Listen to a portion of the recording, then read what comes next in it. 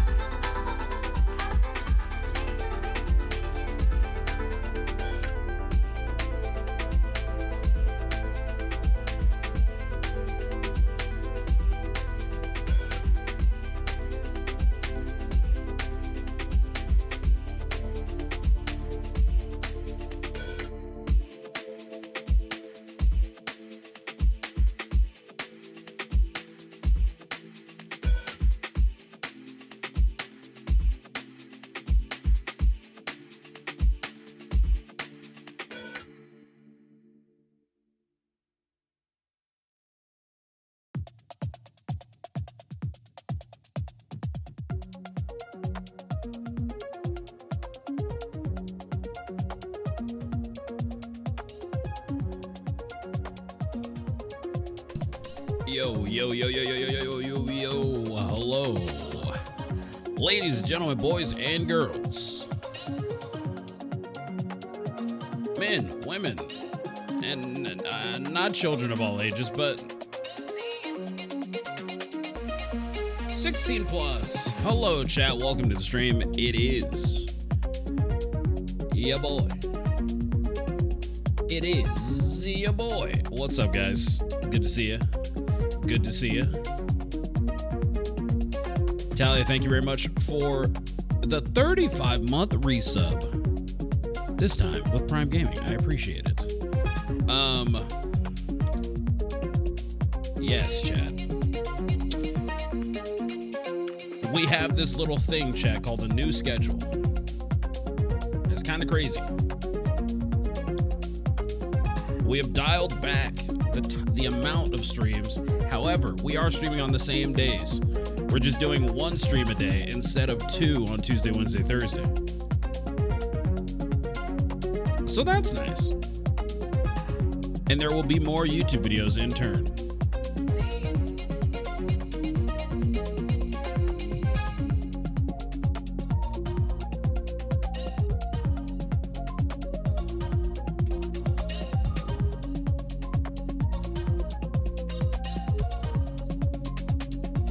Update that. You could have just told me to. You didn't have to actually put it in the chat. You could have just told me to update it.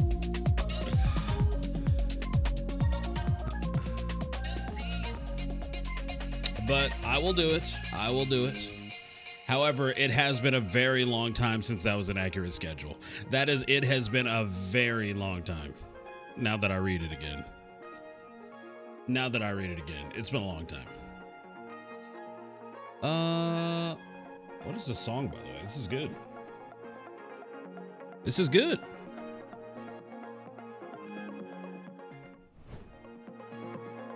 Would have posted in chat regardless. Not if you said update the schedule command. But that's fine. Let me see. While we're here. Oh crap, I deleted the freaking thing. Okay. It's fine, it's fine, it's fine. I just deleted the filter to make the canted chat, but that's all right. Let me see.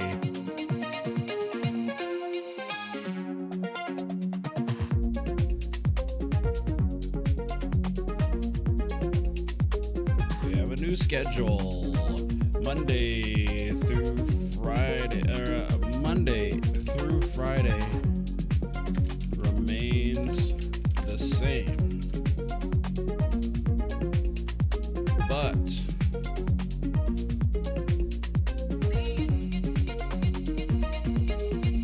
Monday/Fridays start at 10 a.m.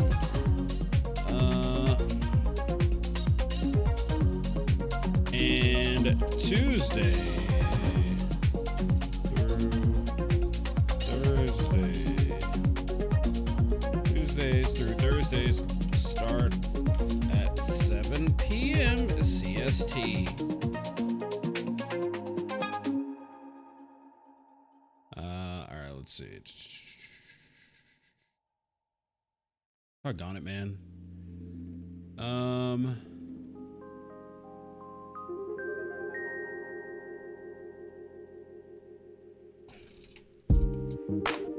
Also stream on some Saturdays.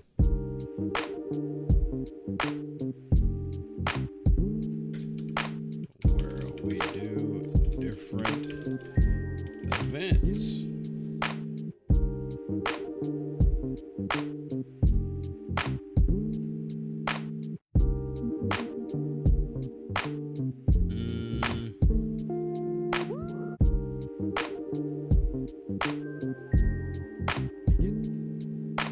Events like Short Film Saturday.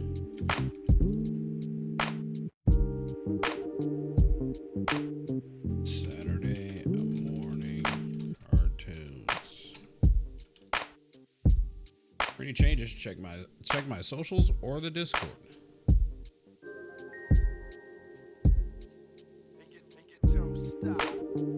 All right. It's been updated. Has been updated. I don't think it's as long either, so that's nice. All right. Chat. Oh, I'll have you know, the past few days, I've not slept enough. I've been very weird. I haven't gotten enough sleep. Or pardon me, I have eventually gotten somewhat some sleep, but it hasn't been at the right times, and it's been not long enough. So tonight's stream won't be long. It'll only be a couple hours, if that. And then I'm gonna make it, even though my schedule has changed and I'm not streaming during the day on Tuesday, Wednesday, Thursday, for the most part, unless there's like an event or something, like in Overwatch or another game that I like. Then, or pardon me, I'm still gonna wake up like at the same times that I've been waking up and actually doing stuff during the day, like editing videos, sending emails, doing side gigs, stuff like that. That was I changed the schedule to be able to accommodate those things. So I gotta keep at it. However, on the days that I'm streaming at night, I will have a decent gap at some point during the day. Also, I'm just realizing, Tally, I just realized. I was like, hold on, why am I talking so loud? So anyway. Thank you for letting me know. So yeah. Maybe I can take this week and actually make a good no cam screen. That'd be swell.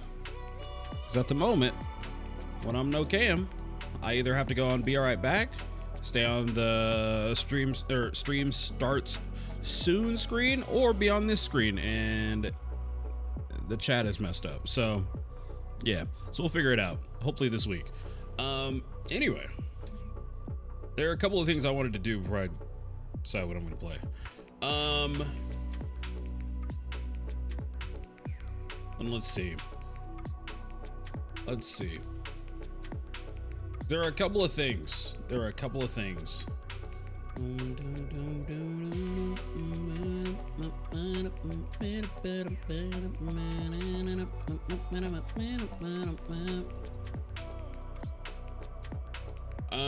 Let's see.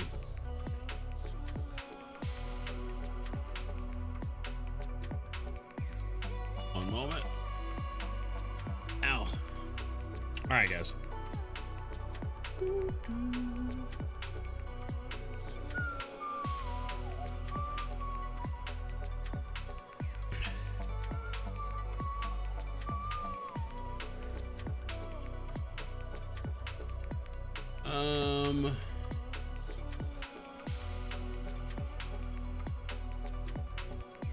Let's see.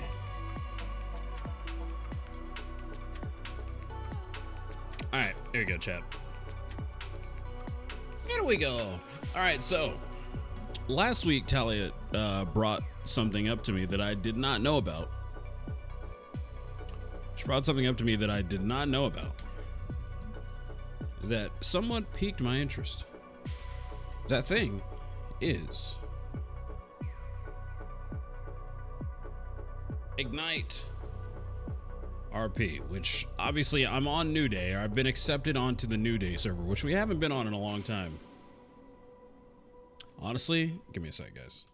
I had to reset my NDI. It's bugging already.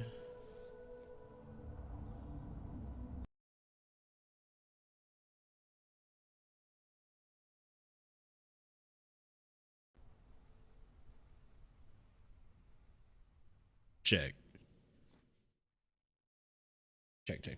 Check. We're back. Yep. Okay, we're good. So this little thing called Ignite RP. I've already been on New Day, like I said, but we haven't been on there in a while. This is interesting to me because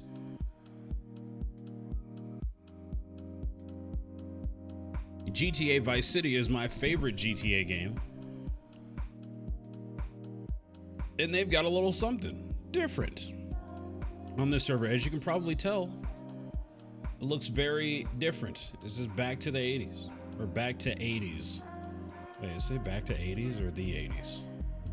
Back to the 80s. Okay, there's the over there. I didn't see it. Yeah, so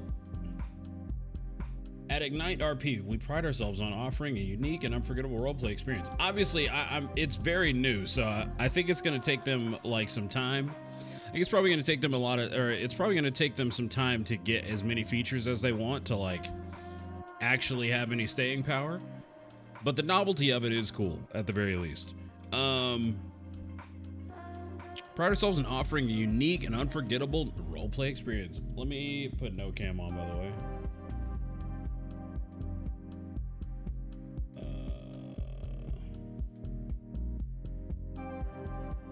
Nope, that's not it. Where is it?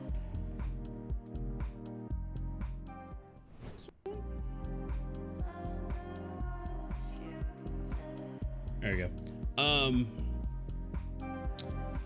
Yeah, let's see. It transports you back to the neon lit streets of the 80s. Our server features a meticulously crafted world, complete with era-specific vehicles, weapons, and clothing. And we've added tons of brand new features that will keep you on the edge of your seat. So yeah, obviously, there's the technology in the 80s isn't the same, you know, chat, like it's not the same. However, I did watch a little bit of the server earlier, and I found it to be pretty interesting. So we're gonna watch a little trailer.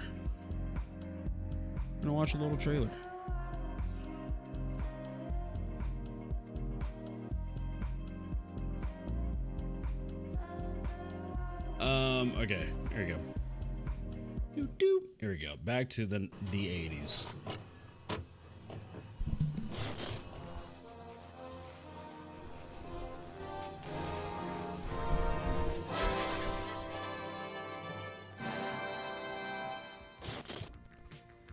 Oh, nice, Talia.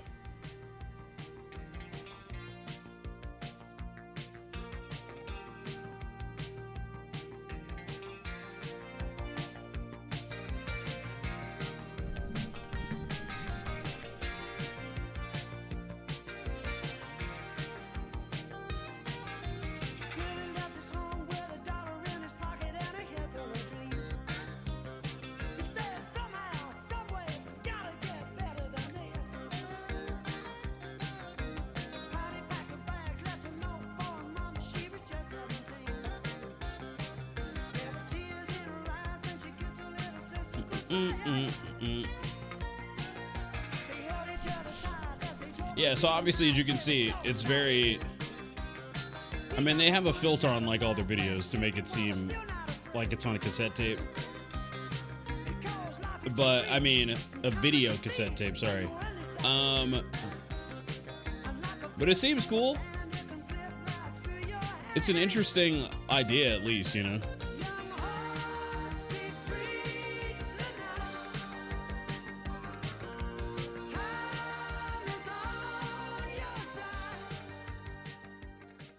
Yeah, so it's pretty cool. It's pretty cool. If we go over, actually, give me a second. Beep beep beep beep beep beep beep beep beep beep beep beep beep beep beep beep.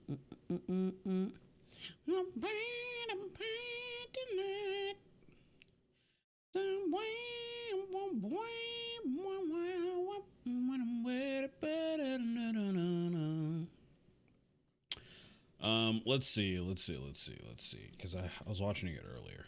Where is it?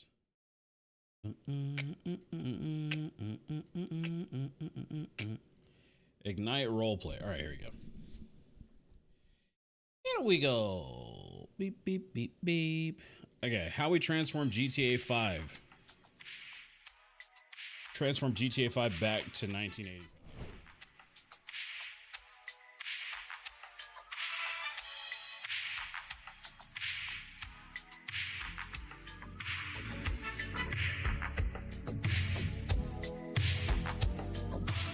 What's going on, everyone? It's Jilly Rizzo from Ignite Roleplay, and welcome to 1985 Los Santos. In this video, we will be giving you a breakdown on all the changes we made to our world to give it that 80s look and feel, so let's jump right in. As you all know, GTA 5 is set in modern day Los Angeles, but we wanted to create a server that takes us all the way back to the 80s. We spent countless hours Talia, I mean, I know, implementing different I mean, that elements totally and makes changes to sense. make this happen.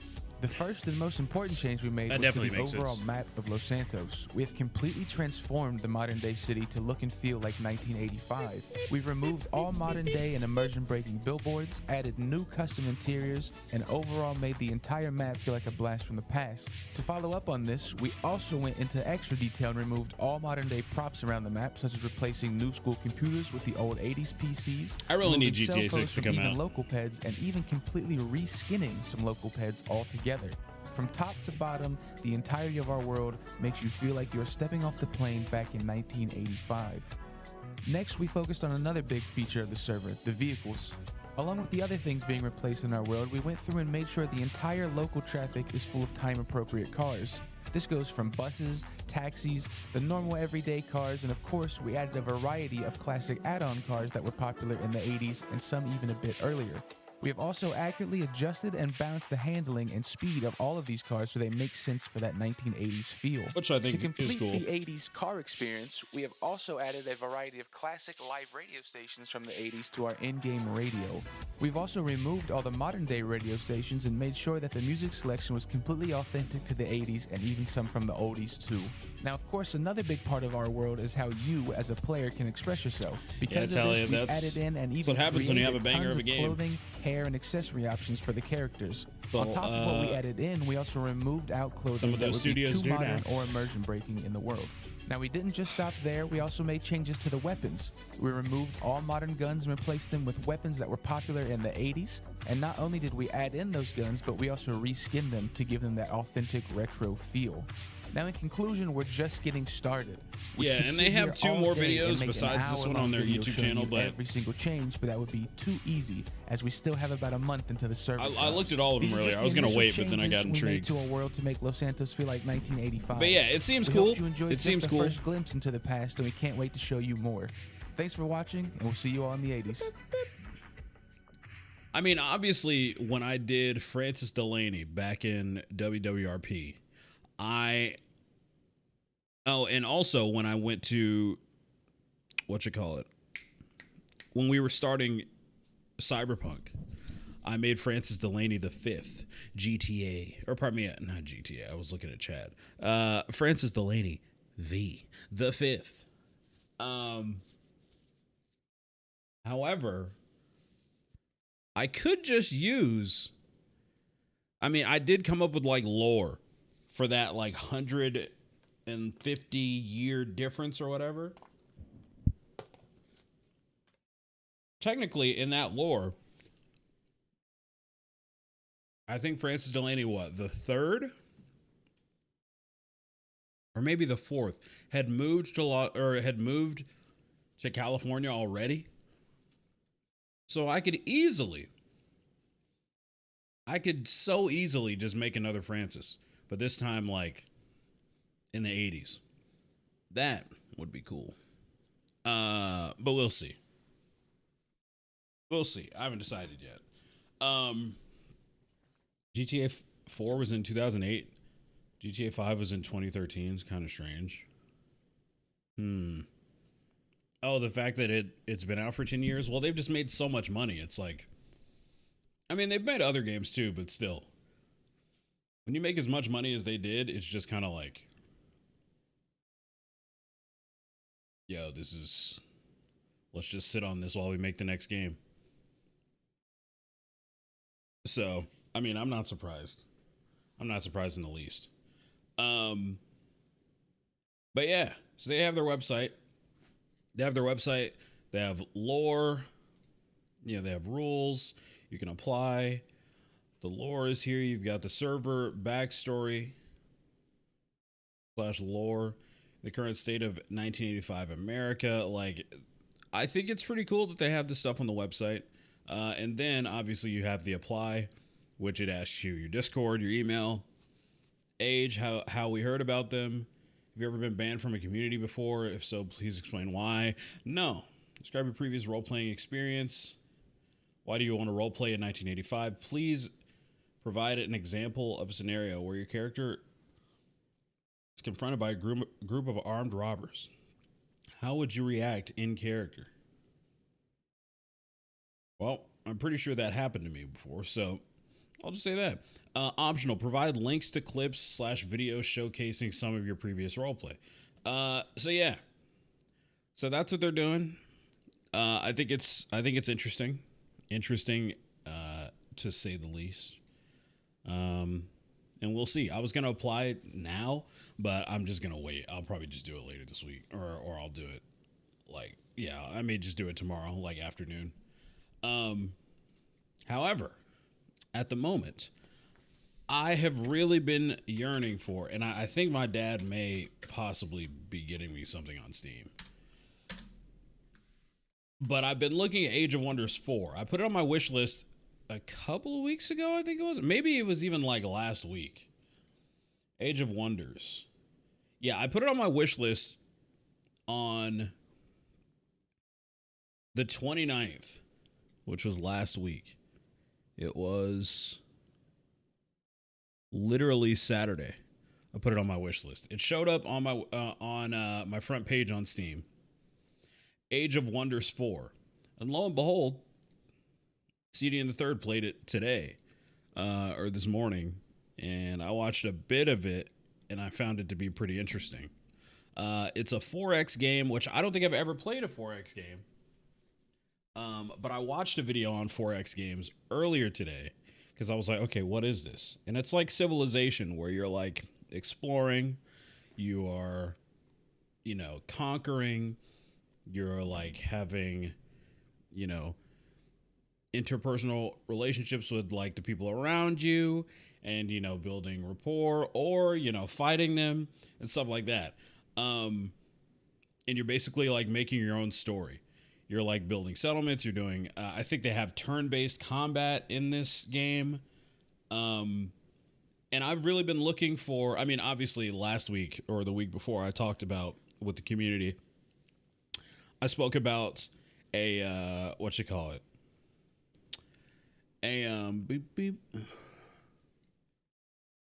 I spoke about a,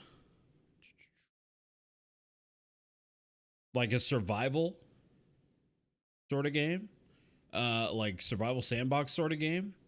And I think that is kind of what I want to, or pardon me, like I've been looking for a survival sandbox sort of game. Sorry, chat. I'm tired, man. I'm just like, I'm all over the place. So I was thinking about that sort of a game, and it was cool. However, I do really like turn-based games. Not all of them, but there are certain turn-based games that I like.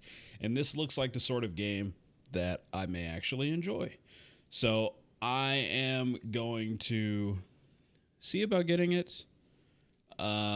We'll see. I've looked at a few videos for it about what people are saying about it, and it seems like people are really enjoying the game. So I'm not really sure, like I said, if I'm going to be able to get it, but I'm hoping so. I'm very much hoping so. So let's see.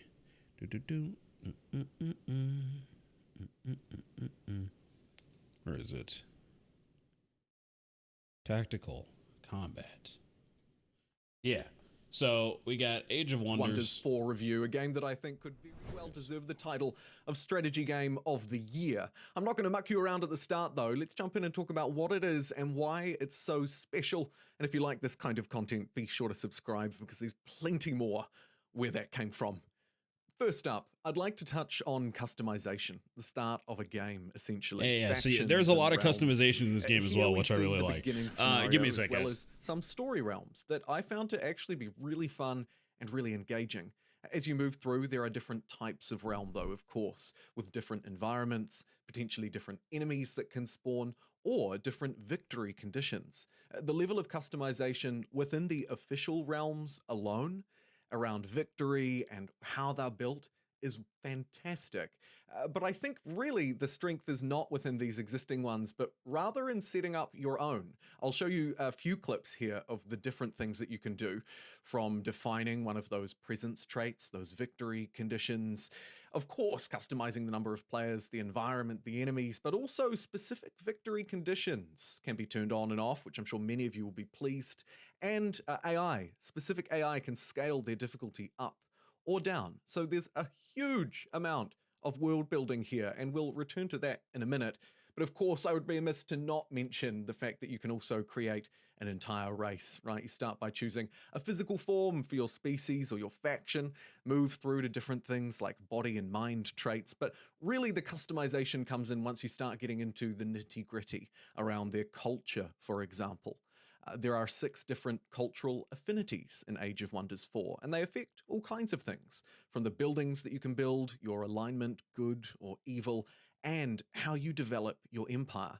It's a system that might seem a little bit overwhelming at first, and I think you'd be right in feeling that way.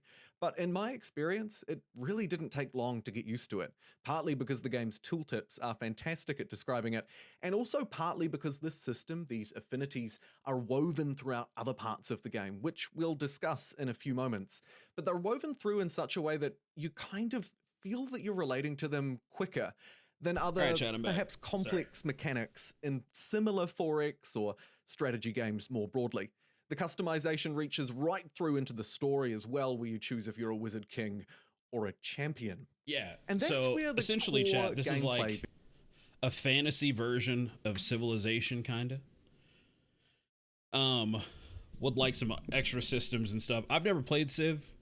When I played Age of Empires like last month or the month before, I thought that it was Civilization. Turns out it wasn't. And that became, and Age of Empires was my first RTS. Even though I was trying to have Manor Lords be my first RTS. That didn't happen. But I did really enjoy Age of Empires. It was fun. But yeah, like this game's really cool. You got like a skill tree that literally looks like a tree. I don't know. It seems very cool. You know, you got the combat and stuff, which I'm pretty sure is pretty hectic. Yeah, he talks about the combat here. What's also a nice addition is the combat system. So as you move around the map, of course, you can move in up to stacks of 6 units. But once you jump into combat, everyone is out on their own. At a max of 18 versus 18 units, it can get pretty hectic on the battlefield as well. There's lots of different attacks, movement abilities, and of course, spells, which are incredibly important. You can use defensive moves or aggressive ones as you try and sort of plot your way around the battlefield. That does have some hazards around it, so take care. There's also an auto-resolve function if you don't feel like jumping into the nitty-gritty, positioning every unit as you go. That function I've found to be quite user-friendly. It works really well. So too does the Siege UI, where you can... Yeah, so like he's got his character over here, right? Yo, man, I feel like I really need an Ethernet cord, another one. My NDI is just like, it gets worse with time.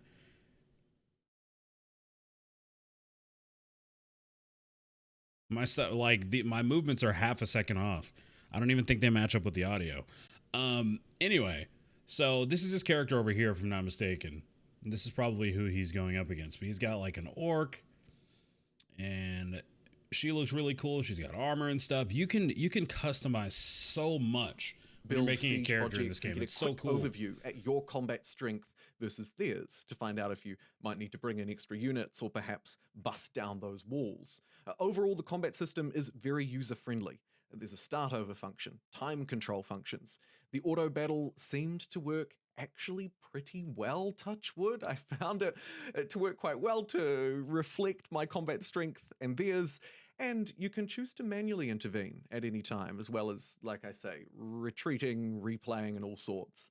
The combat system is very user-friendly, despite having a lot of depth and detail, particularly once you start to unlock a myriad of different spells that can have huge impacts on the battlefield. Once you move through, though, you'll start to discover more of the world. ancient wonders exist throughout that can give you powerful tiles, and if you manage to clear them or befriend them, however But yeah, you it want seems to really approach cool. The these game's like specific $50 events, though. you also get potentially some goodies for your character. But we'll Your see. heroes We'll see. will also, of I course, think be it'd be leveling up interesting throughout, so to they try might this. Appreciate it if you find a great I wish they had a sword and give it demo to that them, I could like or perhaps you choose to plunder. check out, but they don't. The audio and visual storytelling that goes throughout the entire game, I think, is very good. Soundtrack is nice. The visuals. But yeah, look it's great. just now coming out. There It are was in some early gripes access, if I'm not around the mistaken. But edges. For me, yeah. most of them are fairly minor, but certain things like there's no auto renew option for trade when you're trading with free cities. I also tend to misclick when armies are stacked on top of a city. I find sometimes there are a few sort of difficulties around clicking into things or having things repeat. The Pantheon system, which is actually a nice segue as we move into talking about victory, is Yeah, this what is pretty happens interesting. when you win. You can choose to ascend your ruler and unlock certain things. It's a fairly bare bones system. I suspect there'll be some critiques around it, perhaps needing to be more meaningful. I ultimately didn't find it to be that big of a deal, but also it didn't really entice me much. What did entice me were the 4 victory conditions: military, expansion, magic, and then score, which is kind of just a backup one. So really, you're shooting for 3. The military victory, as you would expect, might involve quite a bit of combat. You need to take down the enemy throne cities and defeat their ruler while their throne city is captured to remove them Favorite from games the don't have game. demos. I hate Worth noting, having to though, rely that on your reviews. allies Yeah, don't because need to be reviews, I captured. You mean, can they're just ally like, up with other factions and move through and you win know, together in glorious someone's harmony opinion. as you bring your toady along with you. you So, guys could be it's so a nice like you guys. This person could hate one thing that you may end up liking, and they're like, "Yeah, I didn't like this system. I felt like it was too handholdy, or I felt like it was too hardcore." And you could be like, but they don't explain it in detail, and you could be like, "Wait, I love it though. I would love that." touch, because it doesn't lead to this necessarily nefarious on and on marching units around the map. You will probably run into more units with the other 2 victories though, expansion and magic. Despite being very different things, they end up working out in the same way. You end up with 3 Apparently there's a lot of structures within your replayability with empire this that game, you so need to defend once they're completed, or you've cast a spell in the case of the magic victory. See, I think I would like this because, I mean, the fantasy element of it is really cool. So it doesn't seem like super, I don't know, it's like, it's just flashier. It's like, it's cool. It's really pretty to look at. There's like, I don't know, it's just not based in like reality or anything. So it's cool. For 15 turns. They may cause enemies to. And apparently to it's good declare for war on beginners you. as well. And hostile units, AI ones, will spawn automatically around them every few turns. With the magic victory, you're building up once you. The first time I saw it, I thought the game was like a scam, low key, because everything like in the trailer for the game, it looked very much like, you know, like a lot of games now have like still images and they just like animate the still images, but it looks kind of tacky. But there are a lot of games that do it now that do it well, but a lot of times it just comes across looking tacky. And I saw that and I was like, eh. And then I realized, okay, there's actually like other gameplay as well. So I was like, okay, nice.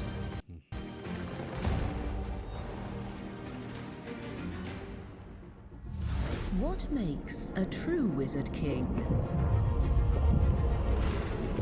Is it their might in battle, their knowledge of the arcane, or simply their ability to Yeah, like when I saw inspire this, I was others? like, I would ponder that it is versatility. and I was To like, be able oh, to okay, turn any nice. situation to your advantage, to mold your followers, and harness the very terrain of your dominion. To strike allegiances and grow stronger through unity. And crush those Gave me a who negative rise feeling. Actually, against seeing the you. game really like it. Okay, that makes sense, Talia. A Yeah, true sometimes body and trailers complete don't vision. And through their do the game resolve justice at and times. their actions, usher in a new age of Or other people don't wonders. represent it like as it should be, you know? I mean, I guess as it should be is like relative, but you know.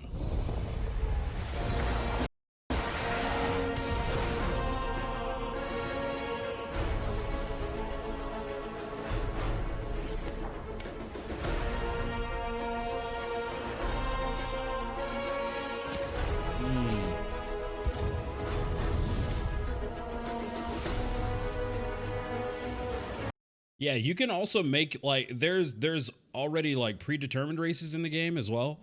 Or there's predetermined races in the game, but you can also create your own custom race, which is dope. Like look at this. So you see like this orc, right? So you got like a regular looking orc, then you got like an orc with stuff like growing off of him, like trees, like growing out of his body. Then you got another one who's like an icy orc. And then you got one that's like a demon orc with like wings and horns, and he's got hooves. Like, it's really cool.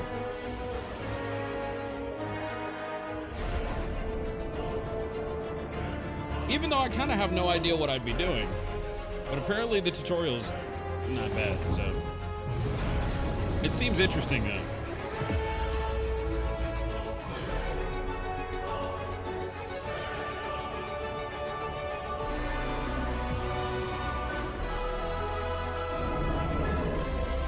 Who knows? Maybe I'll be able to get this by like the end of the week. Who knows?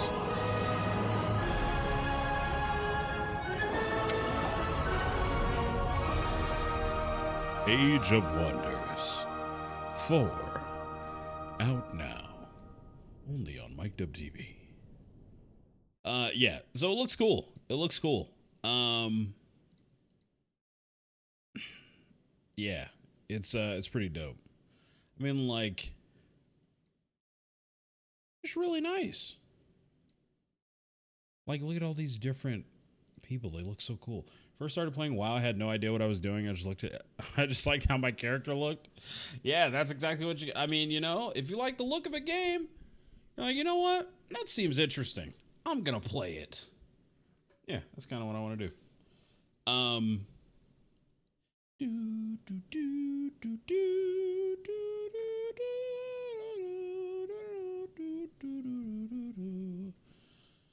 Create the empire of your wildest fantasies. Craft your followers by combine. Oh yeah, you can make your like leader, and you can customize how your like followers look. Put anything from a clan of cannibal halflings to mystic moon elves, and recreate your favorite fantasy tropes. Seek powerful tomes of magic to enchant your your armies and evolve your people. See your people physically change as they morph into angelic beings or scions of chaos to face their enemies. Seek glory through brutal domination, cunning alliances, or ultimate arcane knowledge, and write your legacy into the very fabric of the realm itself. Strategy meets role-playing like never before. Every choice opens up new possibilities and tactical advantages. Deep, multi-layered strategy allows you to try new tactics or explore new powers at every turn. Tactical turn-based battles bring your armies to life, showcasing their power in an environment shaped by your decisions. From skirmishes, from roaming monsters to vast sieges with dozens of units on each side. With the addition of a morale system and more features, every battle brings a fresh challenge. I mean, like, look at these guys down here.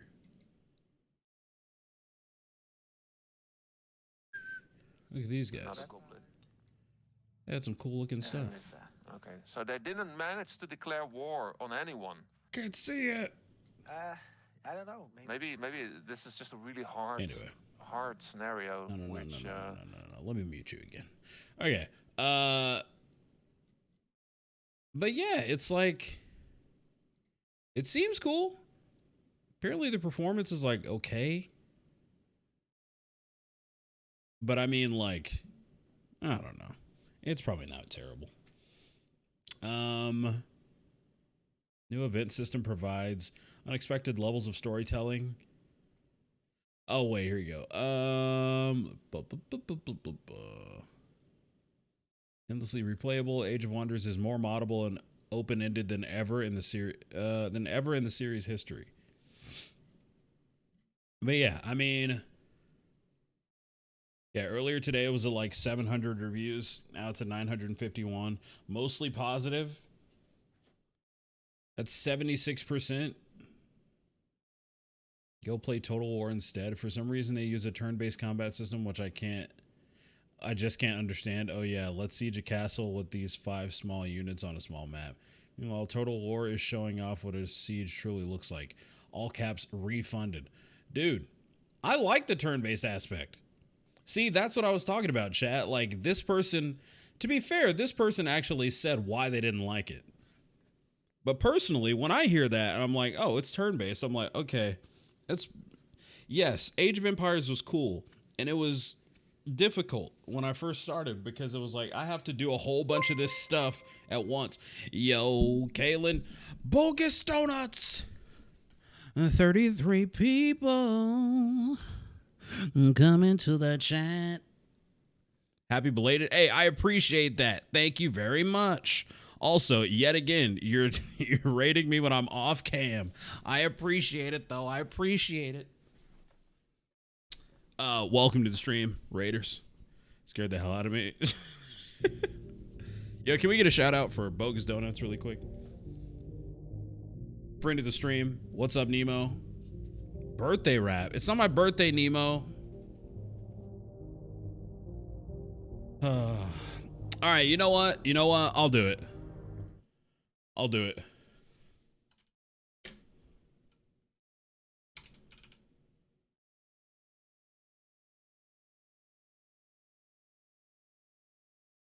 Forgot to do shout outs. You can just do exclamation point SO. That works too. On my phone. Yeah, you can just do the exclamation point. Boom, boom, boom, boom, boom, boom, boom, boom, boom. Or it should work. I'm doing drill music. There you go, chat. I gotta change my mic.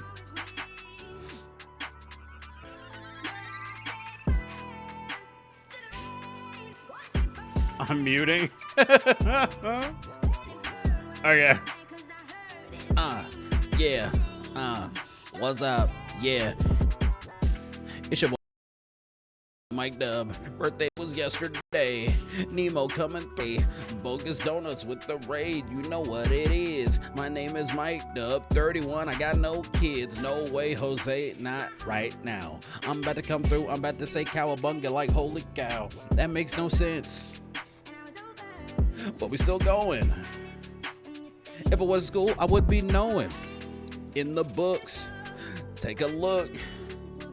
Listen to the song, it's got a crazy hook. Wait, Nemo in the chat, you know what it is. Been friends for so many years.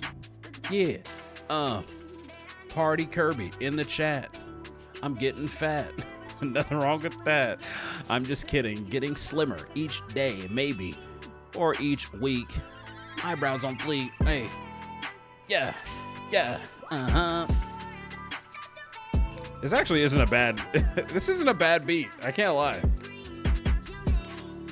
This isn't a bad beat. Hold on. Wait. I really do like drill beats. Caitlin, thanks again for the, listen, I'm a much better rapper than this, but I'm also very tired and I'm just like, and I'm out of practice as well. So, you know, like, you guys are just gonna have to deal with it. You're gonna have to deal with it, guys. Bam.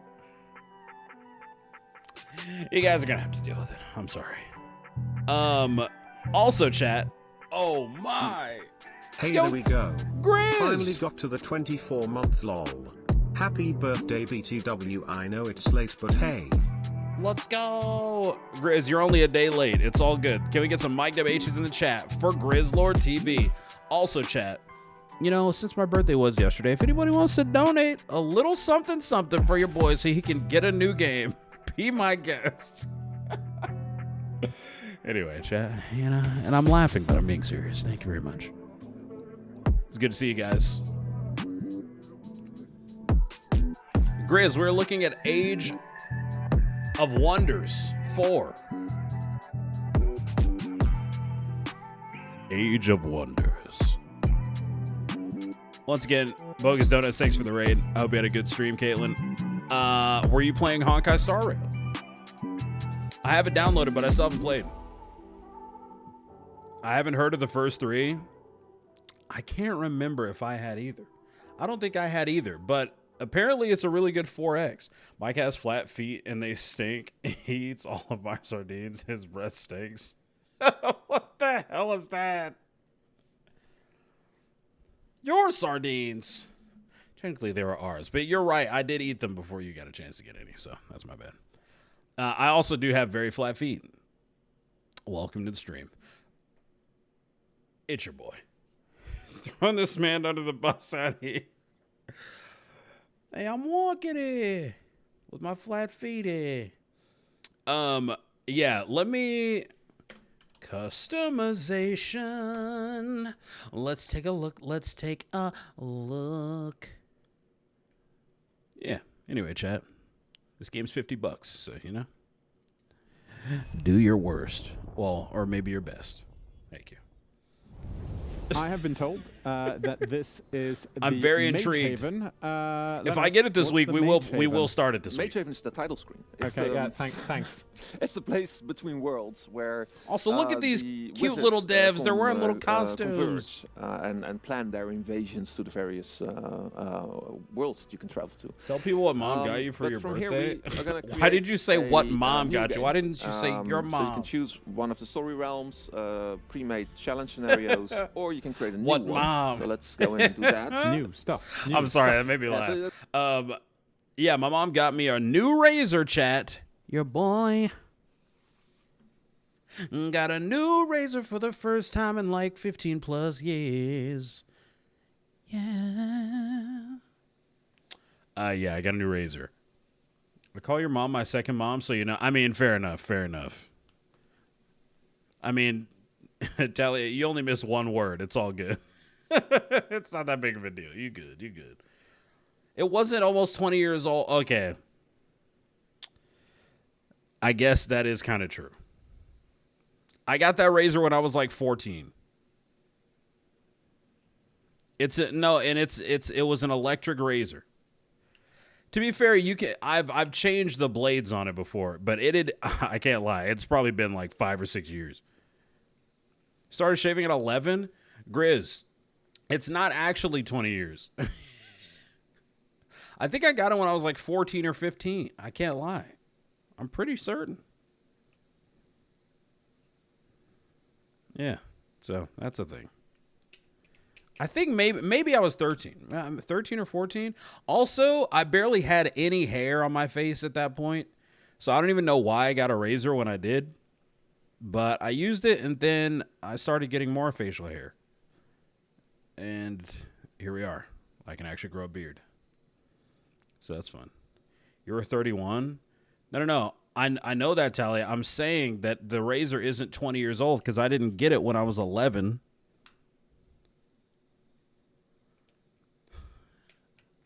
Oh, you're saying the razor was old. Oh, well, obviously, yes. My mom also got me some shoes, chat. So that's nice. She got me some new Vans. Poggers. There's lots of things you can customize. Of course, the number of players, the size, and whatnot. But you can also add traits to these worlds to make them, more unique and sort of like to tell a story about. Okay, so I'm seeing a lot of this stuff for the first time. The thing that you're playing. Some of them are very advanced, but let's just pick highlands for now and go in. Here we have a list of rulers. You can pick a pre-made one. For example, we have this guy's name is Ham. This ruler that he's talking about, his name is Ham Binger or Ham Binger. He loves eating ham. Very cool. Cat people. We have more traditional human feudal lords. Alfred Elderstone. There is toads. Yes. We've got rat people, and so on. But Damn, of course, look at that toad. creating your own faction is the coolest. Yeah, this is what I want to do. Create your own right? faction. This is not something that has been in Age of Wonders before. No, you I can. did not know the actually characters are create going to be your naked. starting race in this game. When Seas was So you pick playing the by game, they were choosing closed. your form first. Oh, this is Yes. because it was during development. Okay, Your gotcha. form is the physical shape that your Game of development, faction work in takes. progress. And we have many different TOS, forms, what's up, Countess? several coming from our earlier entries. As we saw, we have the Tigrans, we have toads, rats, but we also have the elves, the humans. The and orcs. We have the orcs. To be and fair, we also did besides play the form, it also Cyberpunk defines Chat, so, certain yeah, physical that is what it is. attributes about your race. In this case, orcs, they are strong and they're ferocious. But we could, if we wanted to, swap these for whatever else trait we want Yes, if in you that want, same slot. if you want orcs that are extra hungry, you Toad can do that. Beepus. Extra hungry orcs. Swarming orcs and whatnot. But let's go for Beppis. these guys. Right. So next step is culture. Culture defines their starting units, the starting buildings, and the starting city. It's really their origin. So how do you find them when they are just crawling around their place before you invade as your wizard king? Up with the So we can toad. have feudal orcs, we can have barbarian orcs, industrious orcs, mystic orcs. But, Oh, as we that's are going with dope. Look trophy, at that. we're gonna Look at use, this orc. Wait, I've never seen an orc look like this before. Look at this dude. He's floating. That's badass. we're gonna use. Okay, barbarians replaying for now. Jedi Survivor. Wait, you finished it already? Oh, snap. I have to get up at 3:30 a.m., so I'm going to bed, but I wanted to stop by and say hi. Have a wonderful stream, friend. Hey, thank you, Grizz. I appreciate it. You beat it in 24 hours? You're an actual insane woman. Poggers. Mother... What the heck?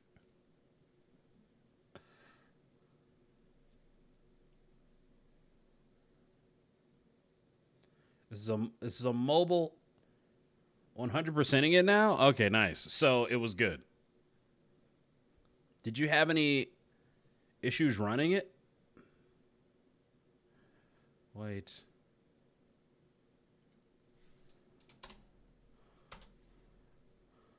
I'll do this instead. From the very first, what happened? Sorry, Why did you do that? I thought I saw a squirrel in the front yard. Squirrel. Tera maa ka do like this. Up, mother chod. Up, mother chod. Up all the toads. Say up, mother chod. Up with the toad. Talia, I heard you squeal from the other room. It's good, but worth waiting for PC version to get more patches. Had a few areas that killed my FPS. Few crashes, lots of screen tearing, so I just save whenever I can find a meditation spot. Okay, that makes sense. I mean, also, didn't you say you got EA Play to play it? Like, you didn't even buy the game, so that's a steal. We have here that's actually 5 head. That's the same thing I did with FIFA. So to see if I actually liked it, and then I bought it. So, or actually, at first, I did it with Game Pass because you get it with EA. EA Play comes with Game Pass. $15 for so far, 28 hours of gameplay. Listen, that's a great return on investment. Great return on investment. Gonna buy when it goes on sale in the future. That's exactly what I did with FIFA. I played the 10-hour free trial, or the 10-hour trial, because EA Play, some of it is on Game Pass, which I don't have Game Pass anymore, but I did. And then I was like, okay, then I'll get EA Play and play it for another month after the 10 hours, if I like it. And I did, and then I was like, by that time, it was time for the sale. Oh, I know, Talia. Also, you posted it in Discord. All little baby games could never. Oh my gosh. I wish WoW would do that, but they won't. They won't. I was gonna renew Game Pass, then saw reviews for Redfall and was like, never mind. Yep, exactly the same, Countess. I was gonna get Yeah, I was gonna try Redfall, and then I was There's a like, whole bunch of them, and they well, basically allow you to tweak your culture further by adding additional ones. maybe not. Now, Jordy, Okay, well, that's I noticed broken. on the previous page and on this page as well that all of these picks have icons, affinity icons, on the side. Can you talk a bit about what they are? Yes, so like you said, they are the affinities. These are cosmic forces that basically define how your empire further evolves. It ties into the Oh, empire hell yeah, I development, saw that. but it also makes it easy to spot when you meet another ruler, another faction, because it kind of tells you what you can It's expect from giving these mid. opponents. So what are we picking tonight? We're picking Ruthless. Something ruthless. We can't have this game on. Ruthless See, we're Raiders. not ready for an RTS. So this Do my life affects, again. a part of the economy, like they. It's they actually a loot from the 4X battlefield, food But I and guess draft. So that, I basically mean you can- that's you like can see an they, RTS. Yeah, scavenge as they go across the place of highly mobile race. It's a good And match it has for this trait. it has what you call it. It will also affect their alignment. It has turn-based combat, which we just looked at a review and someone was like, "I hate that. It's not. It's too slow." And I was like, "Wait, that actually sounds really nice." That sounds a lot less hectic than Age of And Empires. we can also pick Ritual Cannibals, which allows them I've never to, played a 4X game, so this would be new eat to me. enemies and themselves. I've never played So Civ or anything we're like that. Ritual Cannibals and we're Ruthless Raiders, or rather, our people are. Because Ritual Yeah, we Cannibals. can of course uplift them. yes, this is true. You know, during play, this is how we start. Right. This is how we start. All right. So next step. So we're on the tome page. We talked about tomes previously, that there's 54 of them, meaning a lot. That's a big number. Oh, okay, Matty, And then we yeah. get to pick just one. Yeah, I know right? Solaris You is get- 4X too, I think. Everyone gets one. At the start of the game, you pick a low tier or like tier I one. was looking at tome, Stellaris a few months ago. That's off your magic use, and Tome every of tome contains Cryomancy. a number of spells. Spells can be unit enchantments, world Yeah, spells. I'm looking at this and I'm like, summons, Combat spells. combat spells as well. Yep. So yeah, Seems we're very sort of drawn to nice. cryomancy because we're in Stockholm and it's was snow It's kind of outside. surprising. And Obviously, but it people never like it's cold. improved. It's Yeah. just below freezing, so it's Right. t-shirt weather. It's Like, not very cold at all, but it's fine. Yeah. But this is essentially your for to take a gameplay term, right? This is part of a tech tree in a sense. Right. Yep. Yep. So we're cold orcs. Yeah, Let's so go. we're building Cold we're orcs. sort of like spreading our affinities into chaos, shadow, and nature at this point. So 3 out of 6. And then next step, we'll be choosing what sort of ruler we are. What is our origin? So you can start off as a hero of the people, a champion who has good relations with the cities around them because they are from that world. Yeah. They have more experience and they have some economic bonuses. Or we can pick a returning wizard king. And they are less popular with the people because they see their people more as minions Yeah. to have their own imperialistic ideals. Interesting. But yeah, they will make awesome spellcasters, and you don't need to be evil. You can be evil. But Imagine being on the let's same pick screen for the whole one of video. those. Let's pick a wizard king. Yeah. What do you mean?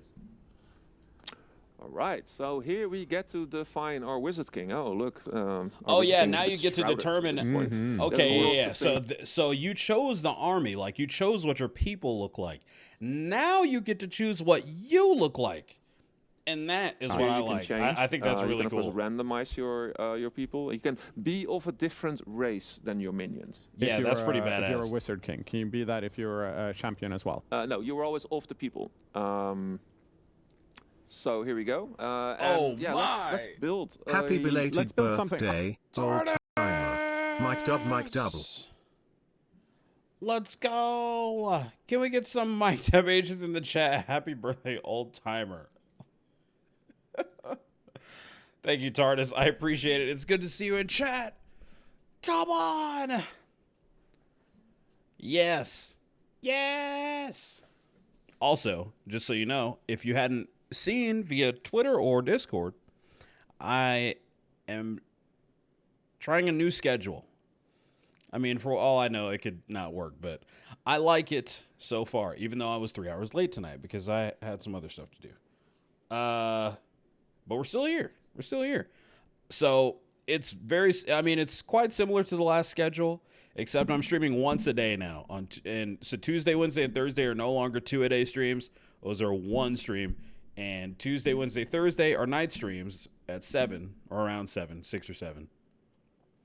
And then Monday and Friday, they're like EU/UK friendly streams. So they're like, you know, like 10 a.m.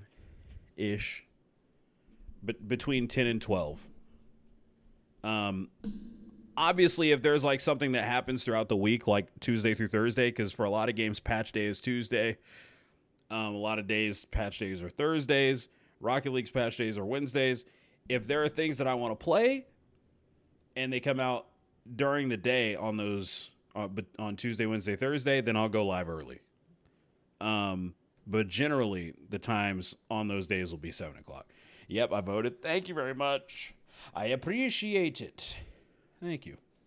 And potentially this game may be coming to us soon, but we'll see if my dad's going to buy me anything on Steam for my birthday. I want to see something from a previous entry. Do we have any Ice Wizards or Ice Witches? I think we definitely do. Yes. Arctica. Right?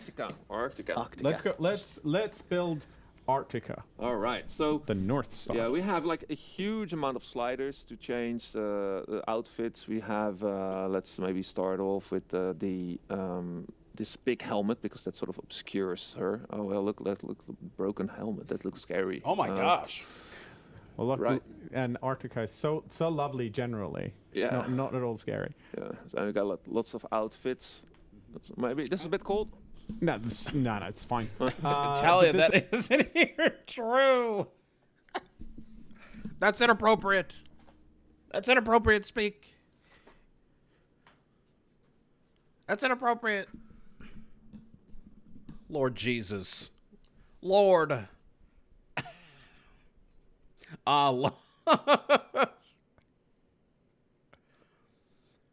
It is funny, but nonetheless. This is just the cosmetic and the look of our leader, right? It doesn't actually affect any game. There's no gameplay implications of what we're picking on these. Well, you can choose your starting weapon, which affects the look a little bit, but of course you're very quick you're able to switch this out and evolve your personal skills, your personal fighting skills of your ruler quickly during the game. And I think we're going to be stuck here forever. So let's just assume that we have a save of Arctica available so that we can keep on going. Because otherwise, Leonard, you wouldn't leave this screen. Yeah, so that's Age of Wonders, chat. It's $50. I'm hoping to have it for my birthday. If anybody wants to donate, be my guest. But yeah, anyway.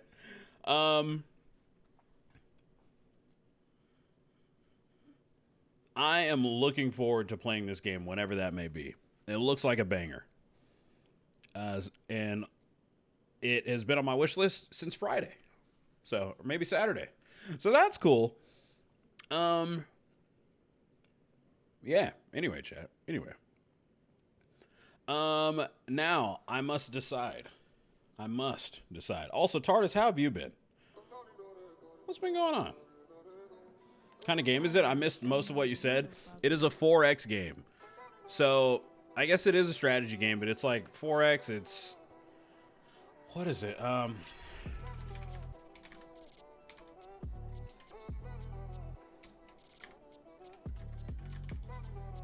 watched this video earlier. There you go. It's actually really good.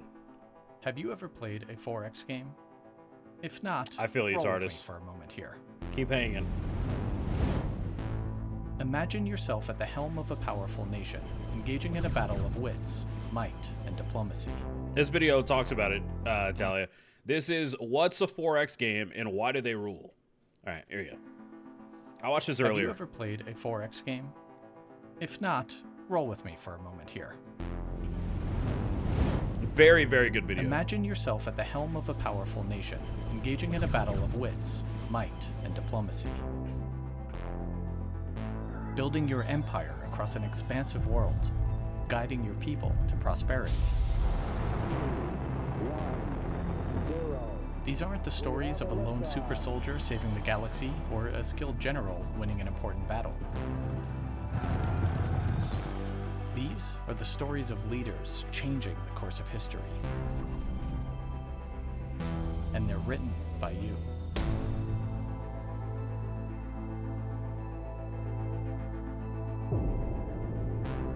Here we go, chat. Very good video. And yeah, what Countess said. Let's take a step back. It's 1993, and video games are hot.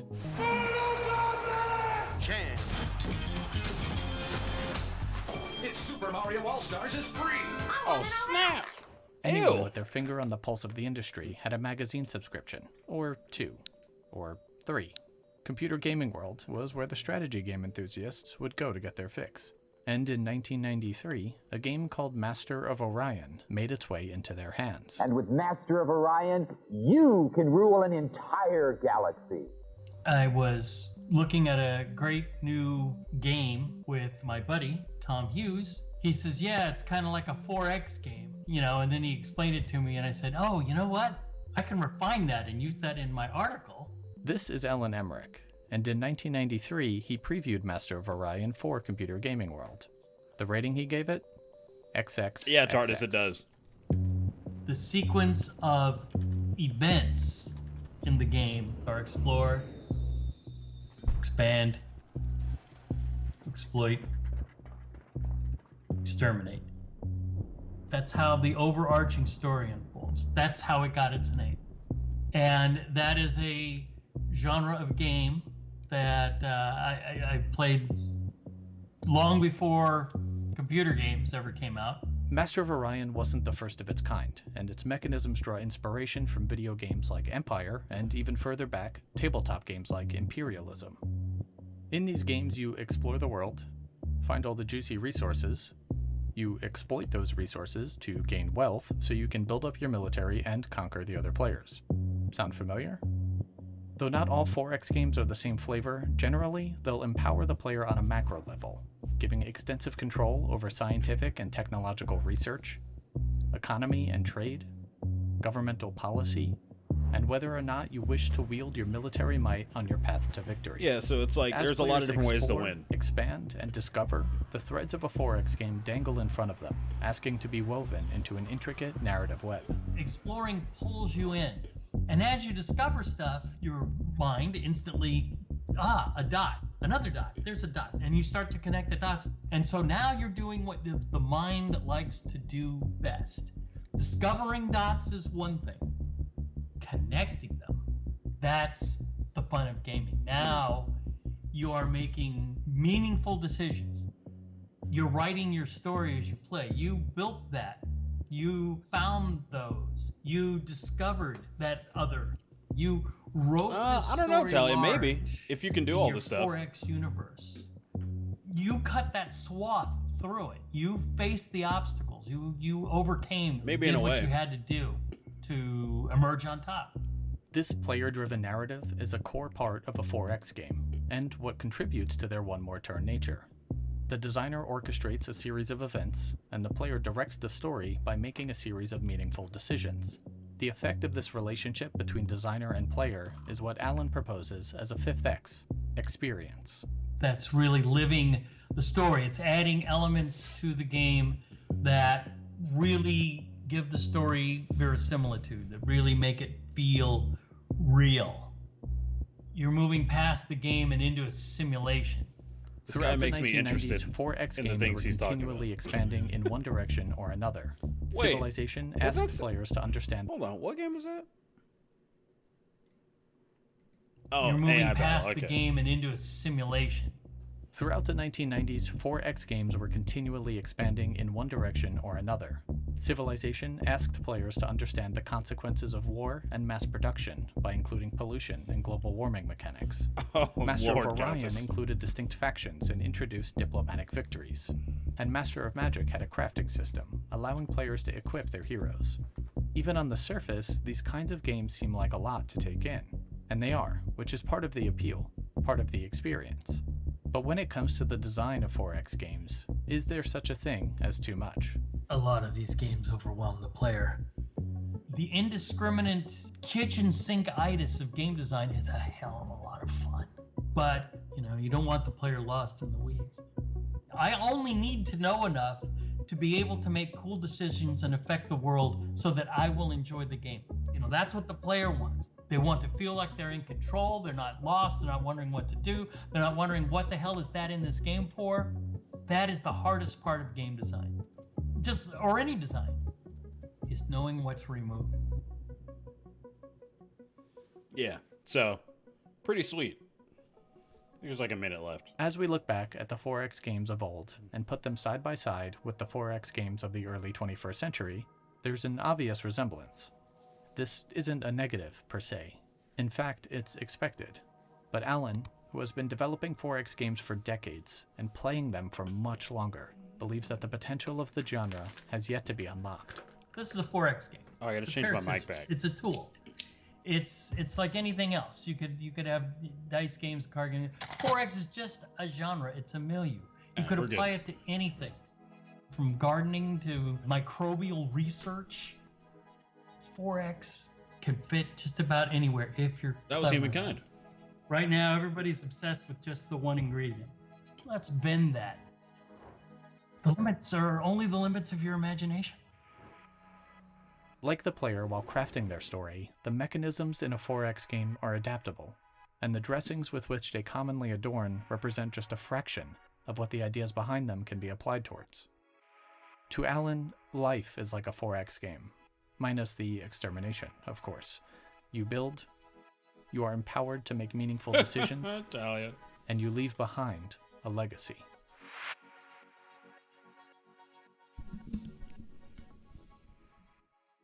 Yeah, so, wait, Biomutant. Take the time to smell the toxic roses in Biomutant. Yeah, you guys remember when I was going to play Biomutant? Also, that reminds me, I need to play Mass Effect 2.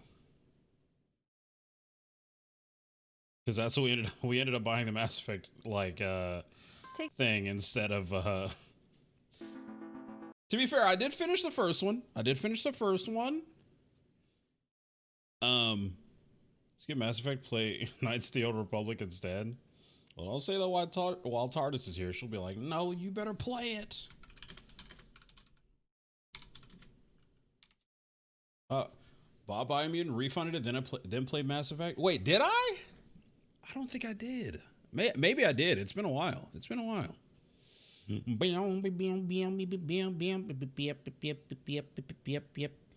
Yep. I see. Hey folks, it's your boy AA. This video's been I've watched his videos every now and again. Sponsored by Paradox Interactive for Age of Wonders 4. Click on the link below to try it for yourself, or you'll experience 7 years of bad luck. That's not a threat, that's a fact. We observe today not Wait, really counts as snap. but a celebration of freedom.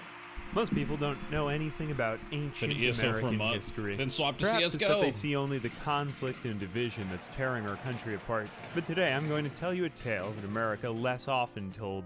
The tale of the mythical American past. So grab your popcorn and your beverage and get settled deep in your seat, because I'm going to tell you of a history seldom taught in schools, history books, or anywhere else. A tale of the American past. A tale maybe even to make you reborn. A tale to inspire. A story to ignite.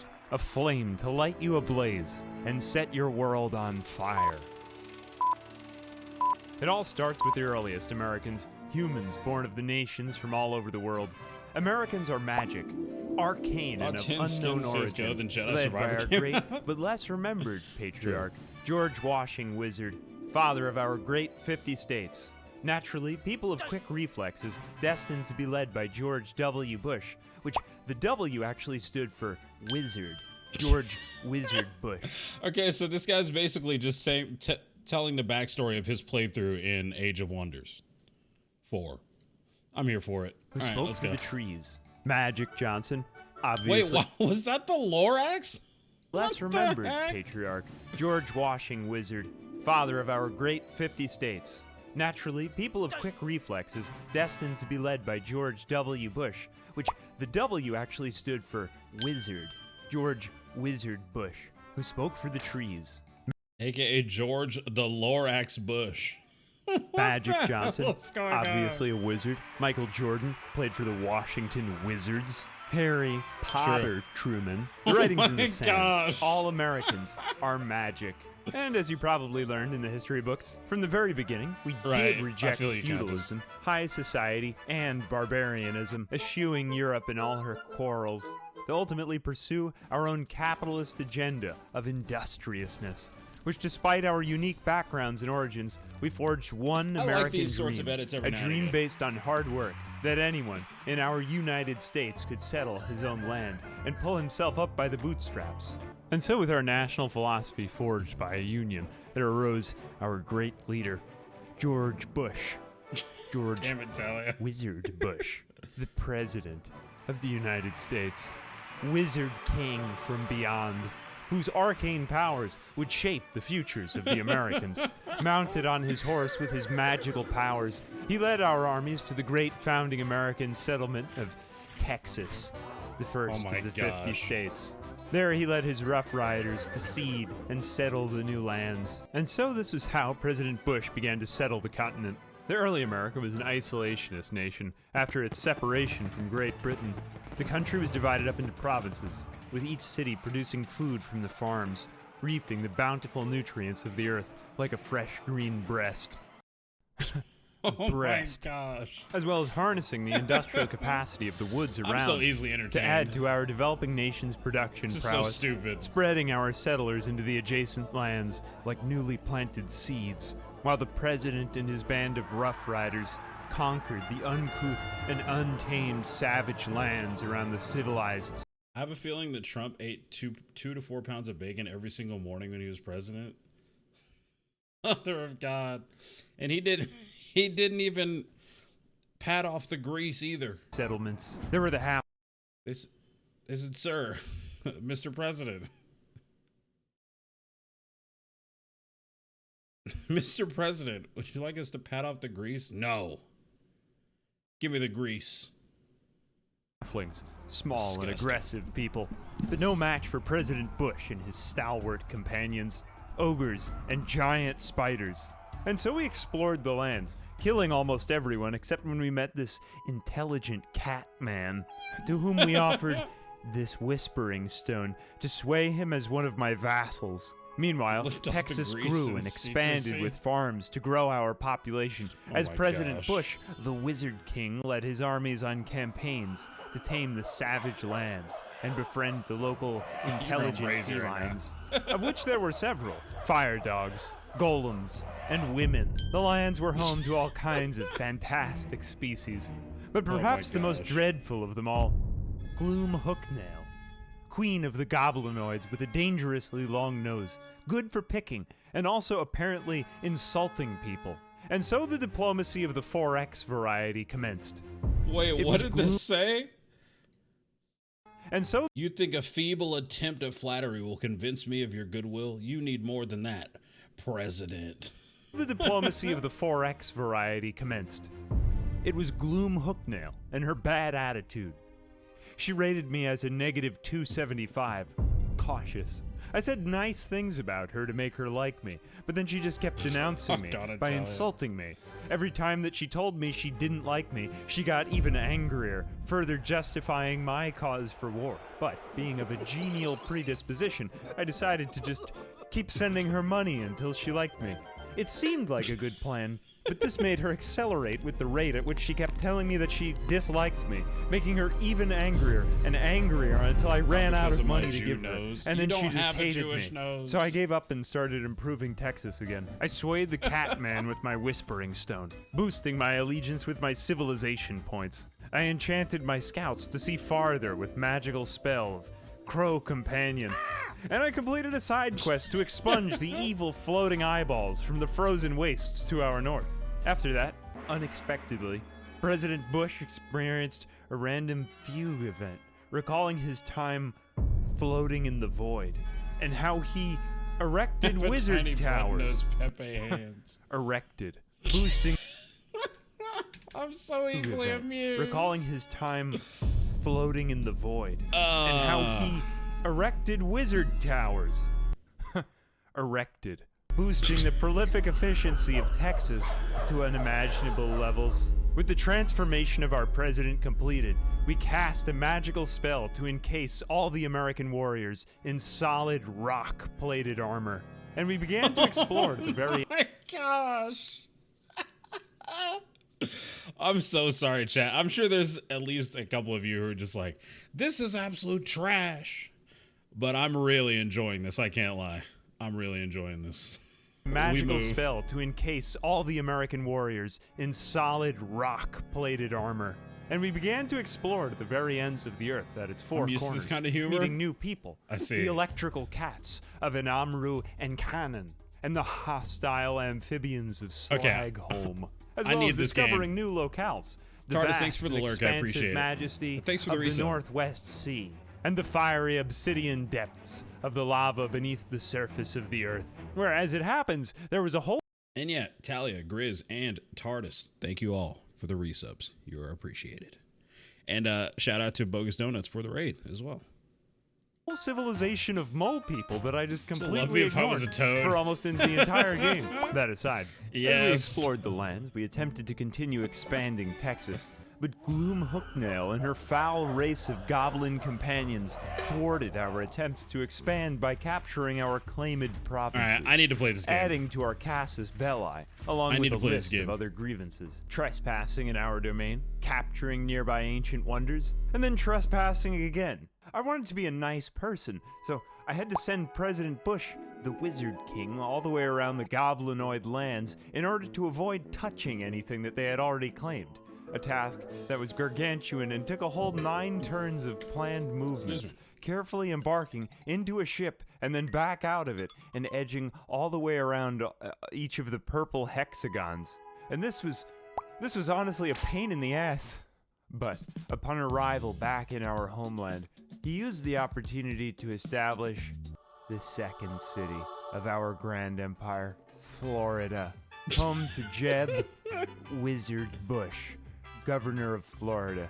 Jeb Cannon. Wizard Bush. After another brief and random encounter where I successfully convinced one of my vassals that she Florida, was supposed whoa. to love her own daughter with my 60% chance of persuasion, I established a temple of fertility in both Florida and Texas, solidifying their growth. And then I mustered the combined military strength of our 2 armies, George with his orb of lightning and Jeb with his sledgehammer. Mother March of south God. Toward, well, there Please was clap. coincidentally a nest of angry Jeb. phoenixes who were just becoming a generalized pestilence because they kept coming up north to occupy our resource nodes. Both George and Jeb Wizard Bush perished in battle multiple times attempting to expunge the hot threat of Phoenix.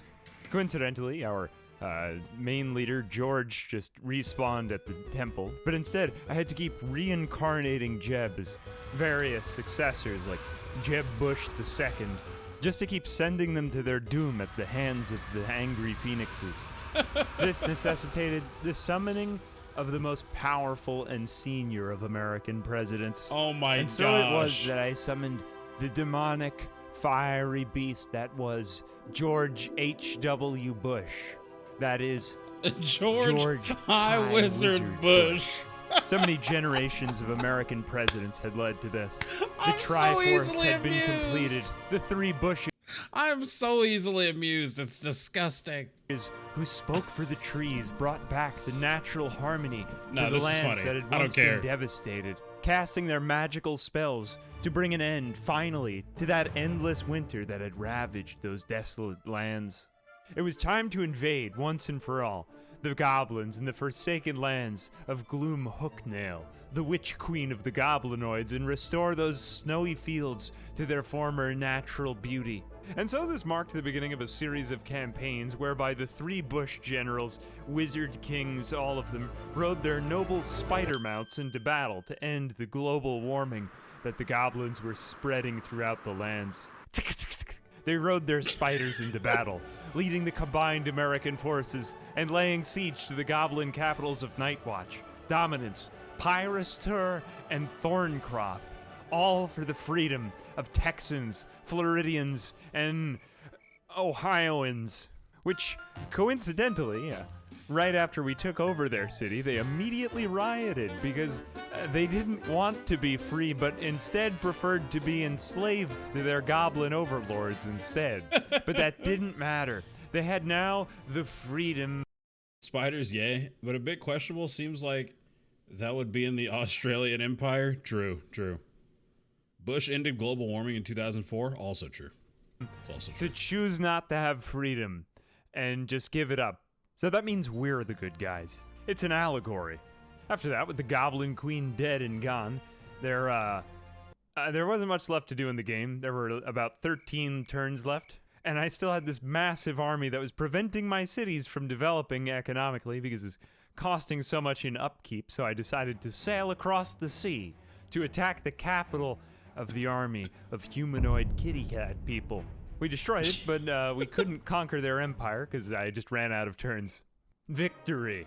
Finally, George Wizard Bush was crowned with his rightful pointy wizard hat, and then he ascended into heaven. And that, my friends, is the true, factual story of the ancient American past. So now you know where we come from, though any relation to real-world, modern, or historical figures is entirely coincidental. Age of Wonders 4 is out now. Have you ever imagined?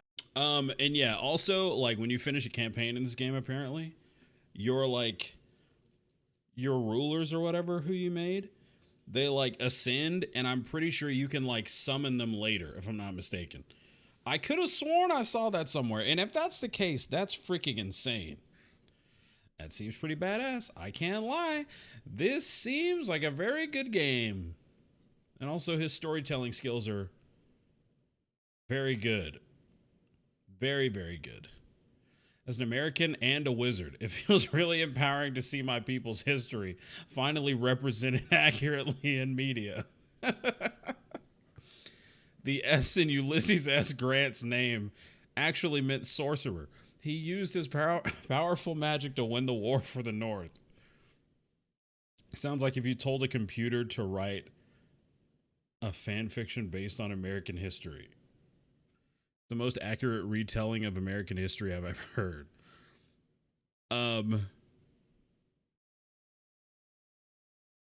My grandma always told me, quote, I don't care what they say. Ancient Americans were magic, end quote. Thank you, AA, for speaking the truth and squashing the anti-magic historian naysayers once and for all. The D in Franklin D. Roosevelt actually stood for Franklin Dark Arts Roosevelt. You destroyed our city, but rebuilt it with love. I'm from Texas and can confirm this regarding our nation's history is 100% accurate. As an American, I cried red, white, and blue tears. There must be something seriously wrong with me. Oh. I feel like every video I've watched from this guy, I've enjoyed it. But I haven't watched that many videos. So what does that say?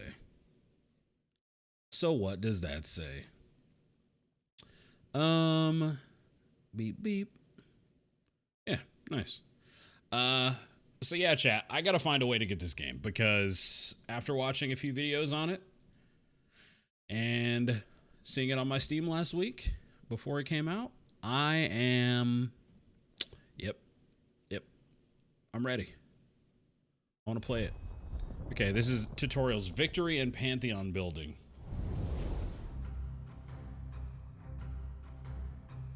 Hello everyone, I'm Jumbo Pixel and I'm collaborating with Paradox Interactive Oh, to I've bring watched you this guy's videos. the final I'm video Trudy. in our Age of Wonders 4 series.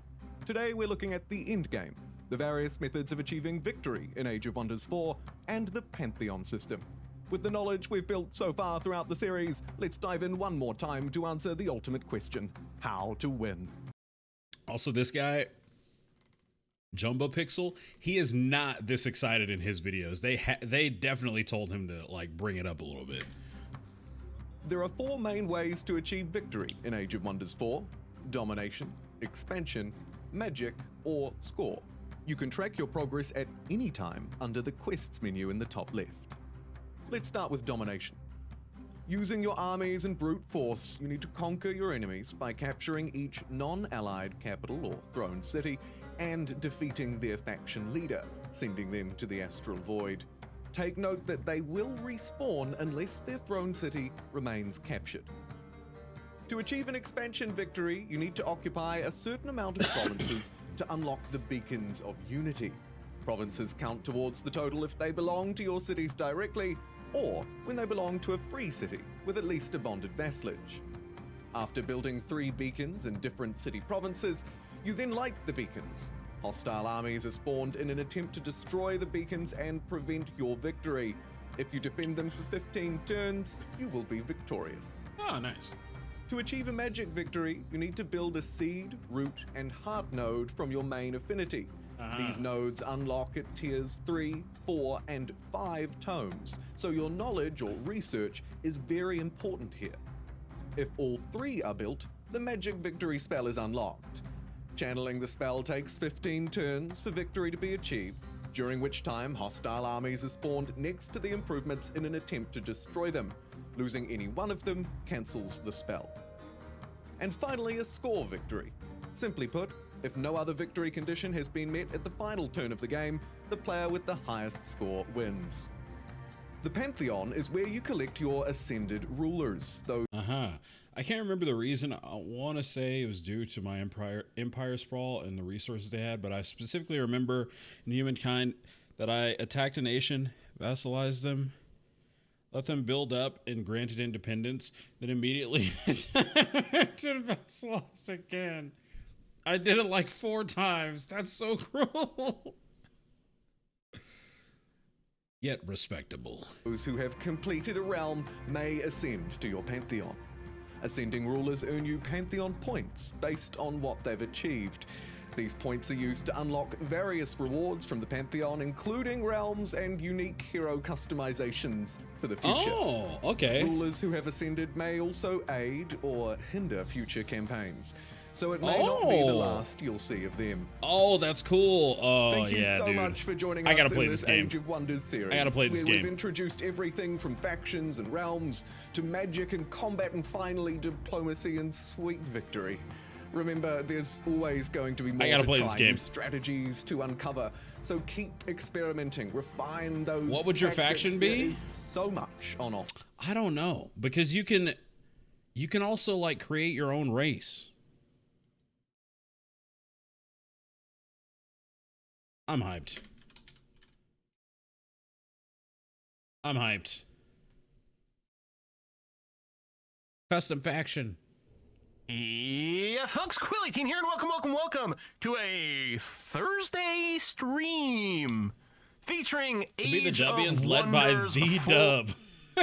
It's like your Pantheon? Good idea. I really generally need to play speaking, this game. This is when, okay, listen, chat. Some days, now that I think about it, if I get really like into a game, your boy may actually have to do a couple of, or maybe not a 2-a-day stream, just like a really long stream. Race would be thick thighs, fat ass in honor of Winston Bishop. He said, I got thick thighs and a fat ass. Winston Bishop. Thick thighs. Fat ass. Well, okay, well, that is... Yeah, folks, I was looking up to make sure that I... Well, that was unexpected. He was worried about werewolves, mind you. True. Mother of God. I figured somebody would. Okay, I saw the first video and I like looked at it for like 4 seconds. And then I looked down and I realized, wait a minute, that's not Winston. That's actually someone's Heinous play. I think they did for Lord online Jesus. version. Trying to remember if in a single player it was there. All right, I need this guy to show us. Unlimited. Halflings have quick reflexes. Yeah.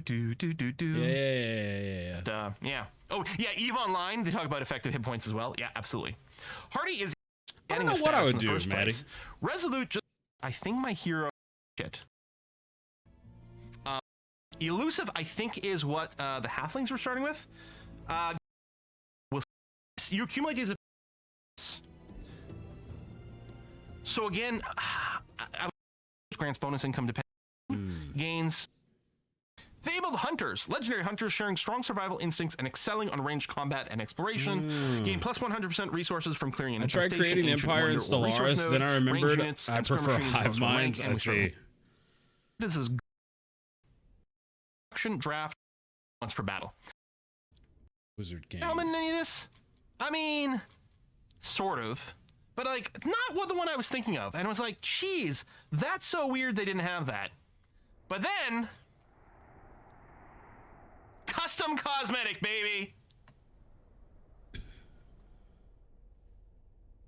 You can also change colors. You can have like an emblem in different colors. Oh my gosh, I gotta play this. There's so much customization. I need customization. Oh, I need customization in my life right now. Custom. All right, anyway, chat. Jedi Survivor has a lot of customization. I know, that's why I was excited about it. Doggone it. All right, one sec, guys. Doop. Boop, boop, boop, boop, boop,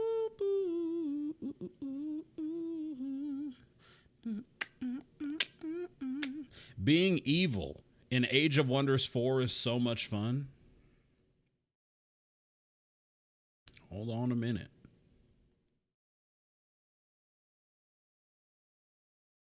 Hold on a minute. Hey, how's it going, everybody, and welcome to Age of Wonders. Talia, is it in that video? Because strategy game, but I am super excited to go ahead. I just wanted to see that part. That video showed up when I searched for what I did. However, actual asses showed up. So fantasy, high and low, as well as into the. Oh, it's timestamped. Okay, nice.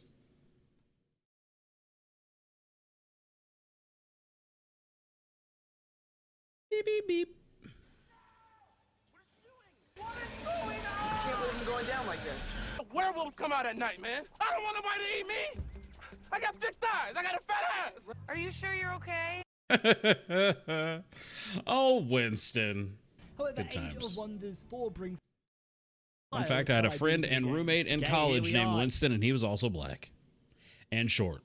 Like that, Winston. So yeah, I think we're good to go. I think this is going to be our starting hero. Actually, I think it was shorter than Lamorne Morris, though. Quite like the cape, so we're going to change that up until I find something that kind of fits our theme, because it also adds us in shoulder pads as well. Oh, that's quite. He's not nice short. That's He's quite shorter than everybody else. And goes with our whole aesthetic. There are, as I said, plenty of different. Maybe he's like the same height as Schmidt. All the types of. I could be wrong. 5 are hounds, which Being evil in Age of Wonders. Throne City gains infinite sensory range. Yeah, I want to be evil. So I'm not He's 5'9". And we should actually Listen, have I'm that, 6 foot. that extra sword unit built as well by that That's point. normal. I mean, fair. And we got Lob's Hollow here as well. I'm really surprised archers can. So being evil, huh? There's their city, I think. Yeah, I can see their border. Am I a bit too far? Definite then? buy. Even if there aren't any insect races in the game, really hope devs add a playable insect races DLC. Oh, they're definitely gonna have DLC. You know why? You know how I know that? Because they already have a freaking expansion pass. Do we know what's gonna be in the expansion? I don't think so. Wait, Archmage attire. Archmage attire. Dragon Dawn. Embrace the power of ancient dragon lords. From your Dragon Throne, forge empires inhabited by reptilian minions and use draconic magic to evolve your people into dragon hybrids. Includes a new dragon ruler type, a reptilian form, and new tomes. Q3 2023. Standalone price $10. You got another one, Empires and Ashes, Q4 2023. That'll be a $20 standalone price. Then Q1 2024, you got Primal Fury, which I'm assuming is furries. That'll be $10. And then you have another one, Q2 of 2024, Eldritch Realms, which will be $20.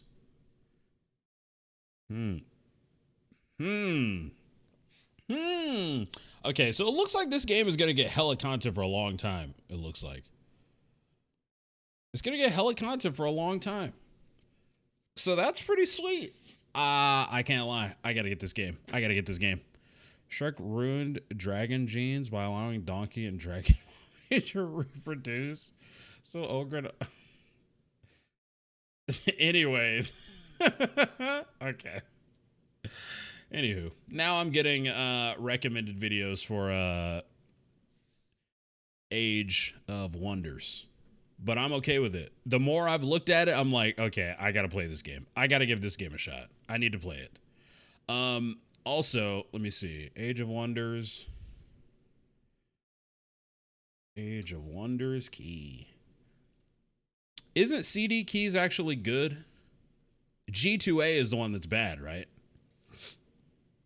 So CD Keys has this game for $39.99, which is $10 cheaper than what it is on Steam at the moment. So if I can get $40, CD Keys is good. Okay. If I can get $40 to play this game, then I'll do it. Technically, none of them are good, but I prefer CD Keys if I'm going that route. I mean, that's true. That's true. G2A is booty cheeks. Yeah, I was looking them up earlier, and I'm pretty sure, yeah, CD Keys isn't necessarily, like, smiled upon, but people hate G2A a lot. And it's bad. It's not good. Also, I'm pretty sure you can even buy stuff with crypto on CD Keys. I could be wrong, though. I mean, look at this. This looks so cool. Oh, wait, this is the DLC. Oh, wait, they already have pictures and stuff? Buggers. Look at that, dude. Dragon people. Oh, my. Yeah, this is dope. All right. Your boy may have to dabble. Your boy may have to dabble. How many friends do I have? Wait, Spencer has this? Nivik has this as well. Oh, snap. Y'all are going brazy right now, dude. Interesting. Couches, you made a very good point. I could make W's. And we could conquer everyone. Destroying everyone in our wake. Good times.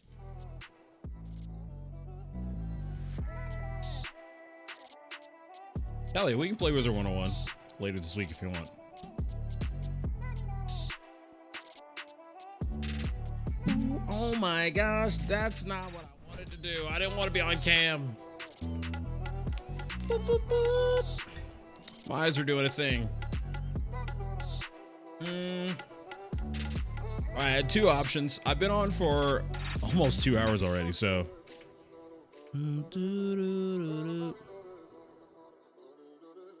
Elohim playing V Rising.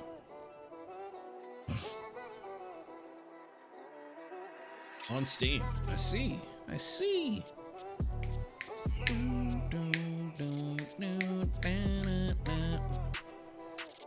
All right. I had some ideas.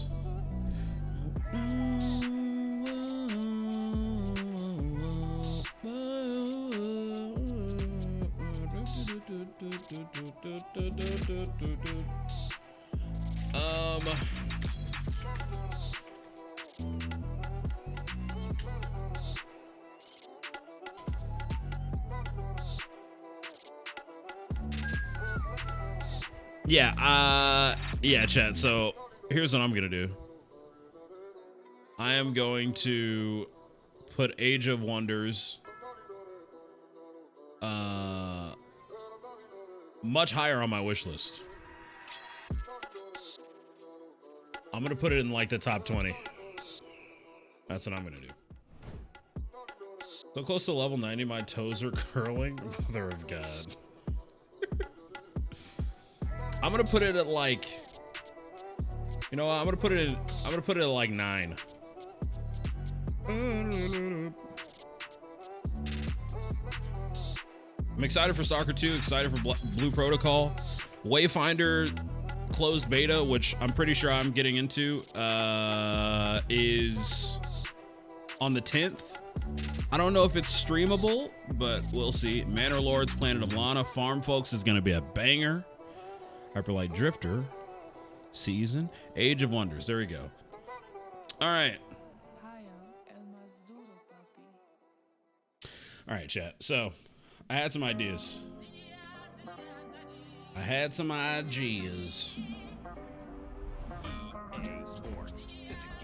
Okay, yeah. This is like a full second behind, chat, my NDI, so I gotta. Stalker games are on sale on GOG for $10. Oh, snap. Well, that's the thing about Stalker Gamma. I'm pretty sure it combines all those games and gives them even more features, so it makes them badass. Give me a sec, guys.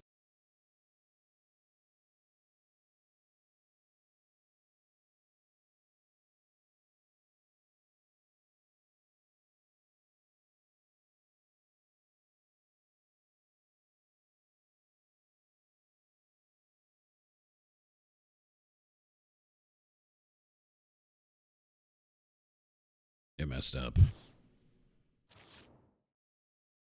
I think I messed up. Please use controller. Yes! Lucked out. Nice. Whatever input you use on the starting screen, it defaults your buttons to those when you go in. I can switch back and forth once I get into the game, but the buttons would still show up as mouse and keyboard. So I'm glad that it didn't. Yes.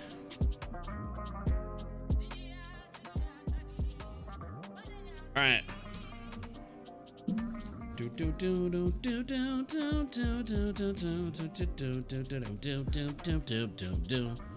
I'm EP. Close your eyes, girl. Close your eyes. Hey Siri, turn my lights blue, please.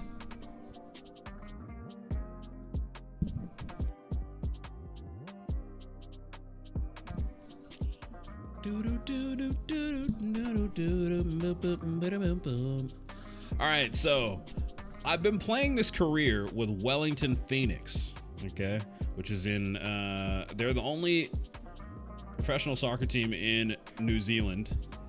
They play in the Australian League. We're currently in first place.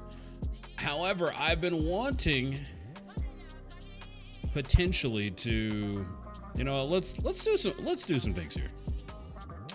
Let's try some things. Let's get a kickoff.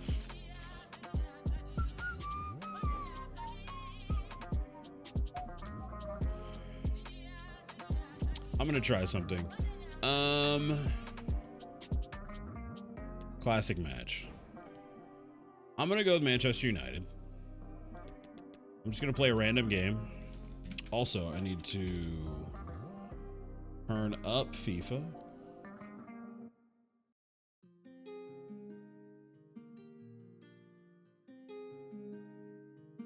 Did you fill my water? Yeah. Give me a second. 2, 3.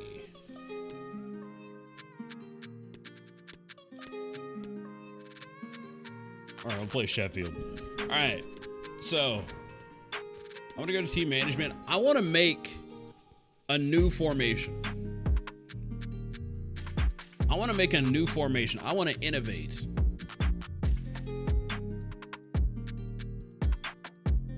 But I don't know how I'm gonna do that. Can I do like a diamond up here, then 2, and then I have an idea.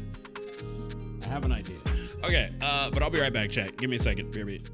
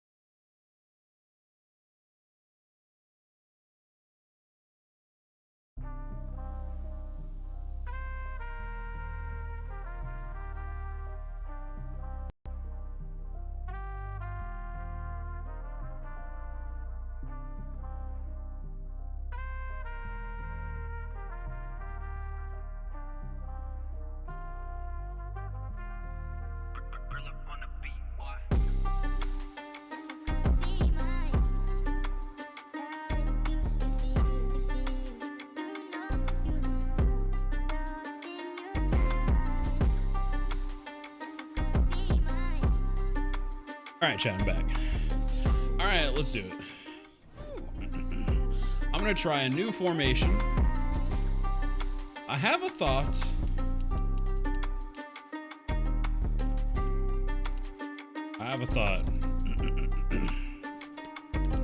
Actually, if I'm to go down, I mean, it's probably not new.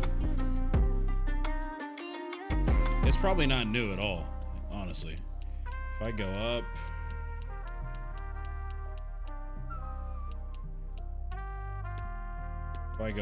and it's like,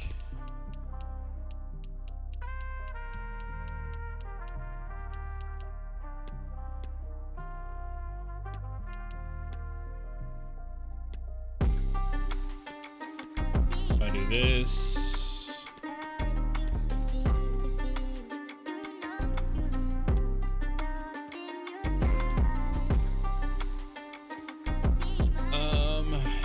that's loud.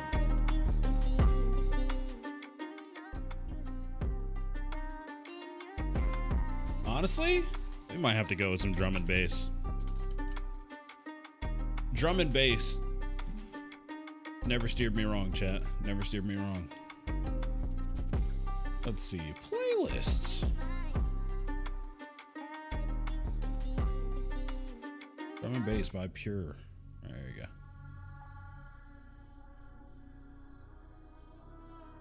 All right, there you go. So this is like a bit of a diamond, which people do play. Never listen to my playlist? That's not true.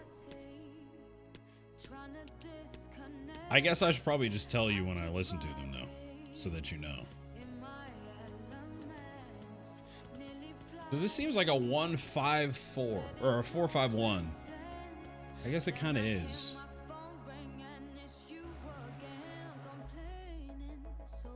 I guess I can make those forwards and then bring these guys in. Though we'd have like no width.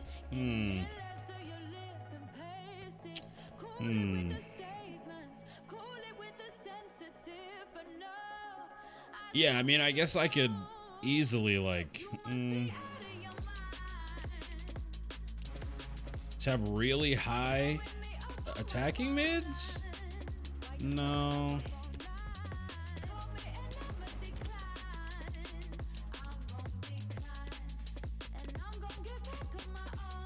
And then bring these guys in?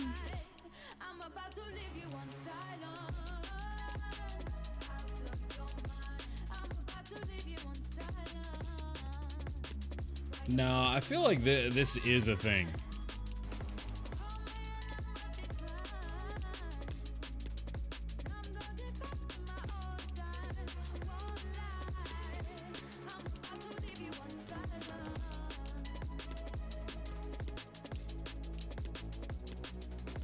So like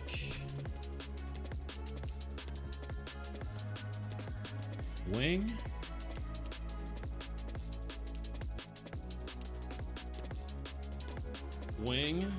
I mean, this doesn't make much sense as a formation, to be honest. Center mid.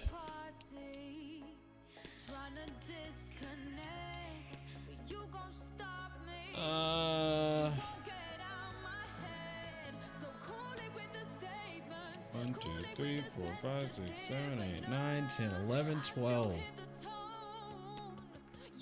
1, 2, 3, 4, 5, 6, 7, 8, 9, 10, 11, 12. All right, let's try this. Shaw. All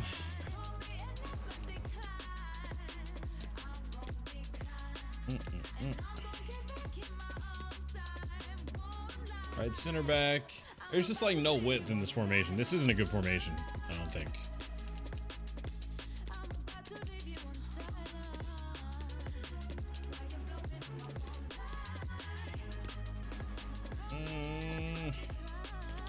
I mean, this is just like a, I don't know. Like if I bring these guys up here, it's just like a regular 4-3-3.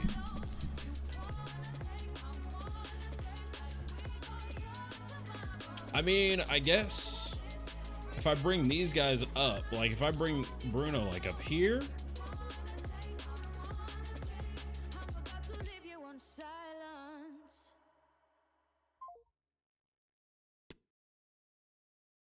That's a good song. I actually like that. Then bring Fred up here.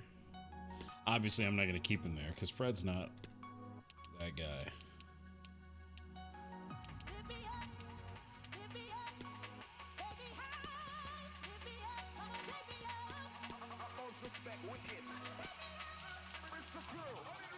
Sometimes I wish I was born in the 70s, 80s, but true say I'm a 90s baby.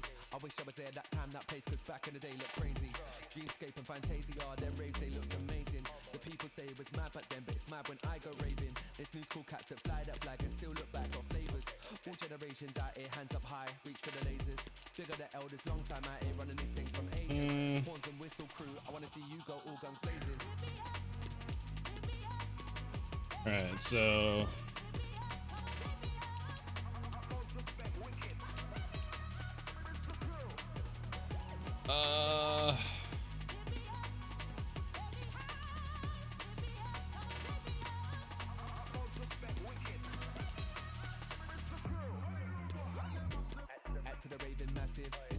so this would have to be Marcus over here, Anthony here, Martial probably up top.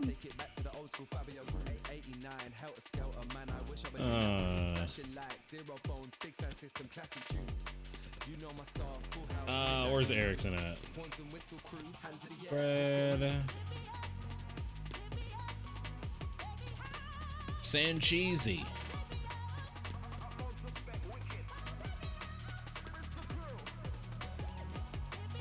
Put Garnacho, take McGuire out of here. This is just kind of a cursed formation, I can't lie. This would be very strange. 1, 2, 3, wait.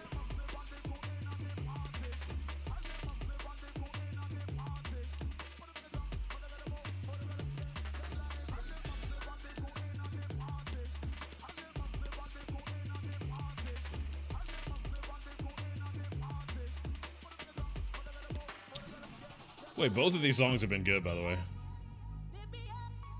Hold on. Recently played.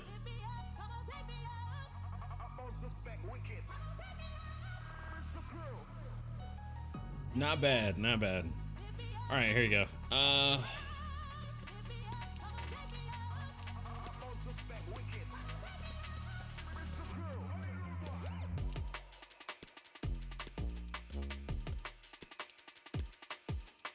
There's like no width. However,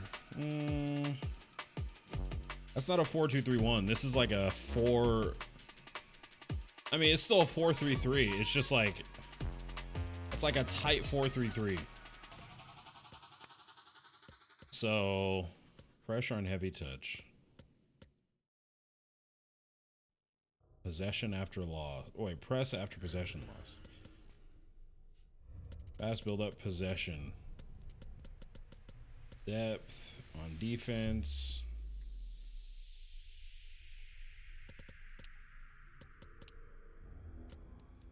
Players in box. Width. We'll make it just very narrow.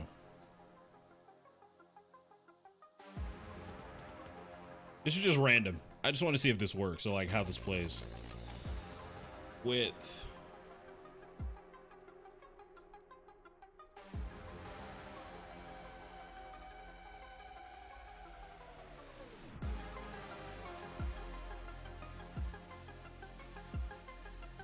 Depth like 40.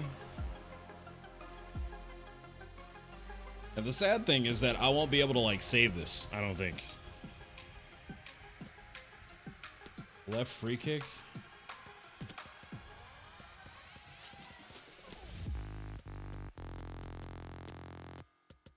Penalties. Brunisi. All right, so Martial would essentially play the false 9, stay central. I mean,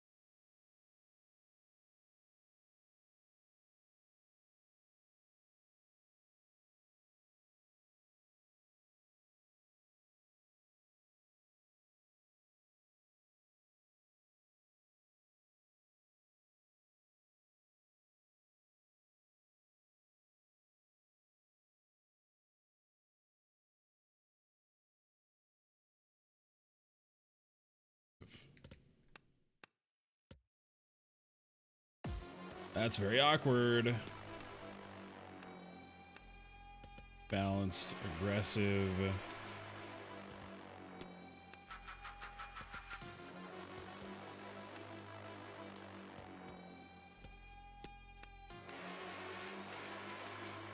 Come back, get into the box, free roam, aggressive.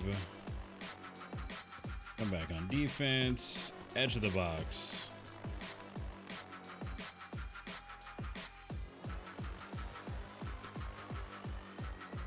Fixed position, cover center.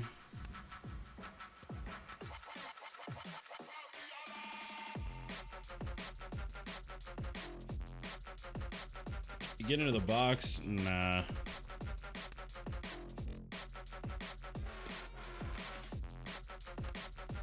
Drop between defenders, probably. I mean, yeah, that's probably for the best. Then we go join the attack, overlap, inverted, join the attack.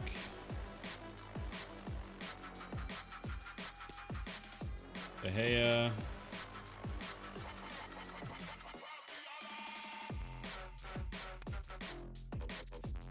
All right.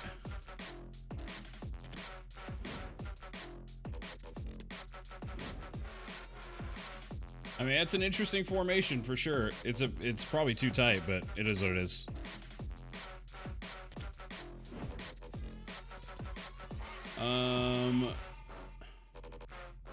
Play match. Let's see if I actually see like a difference. All right.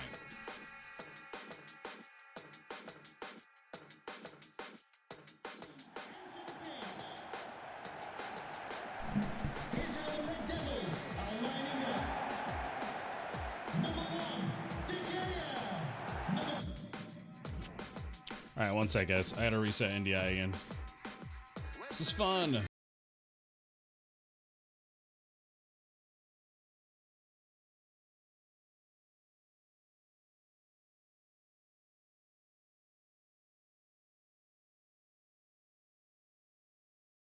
Excuse me. Drum and Bass 2023. Here we go.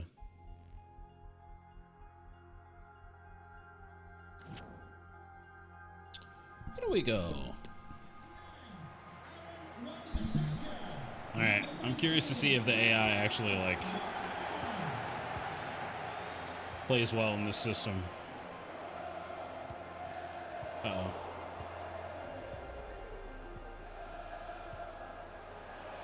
Uh-oh.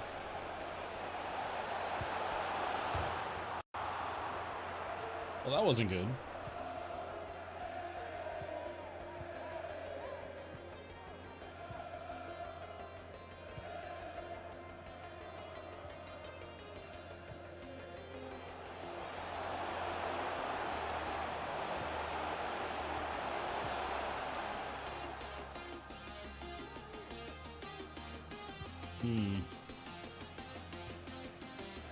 Oh, Basaka's hurt.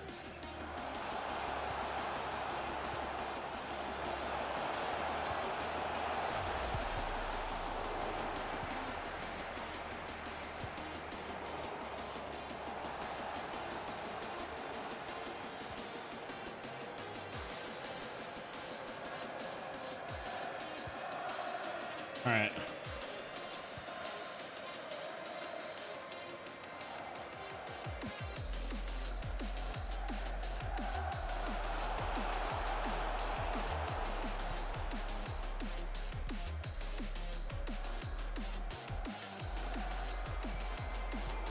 That was definitely not where I passed it, but that's fine.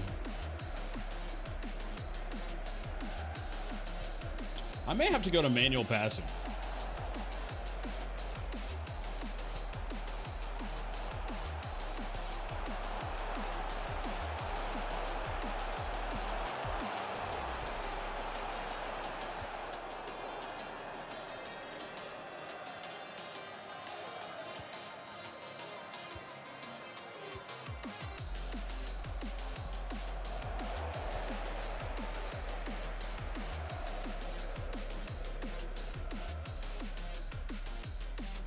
All right, so there's no width. So if you're gonna play this formation, you just gotta have very technical players, I feel like. And that ain't it.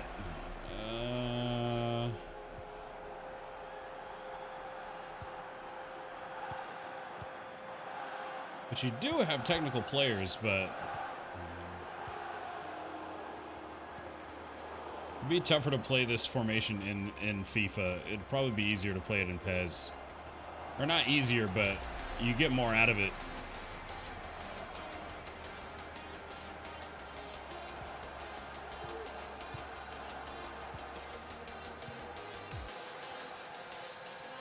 One thing though, it does make it very crowded.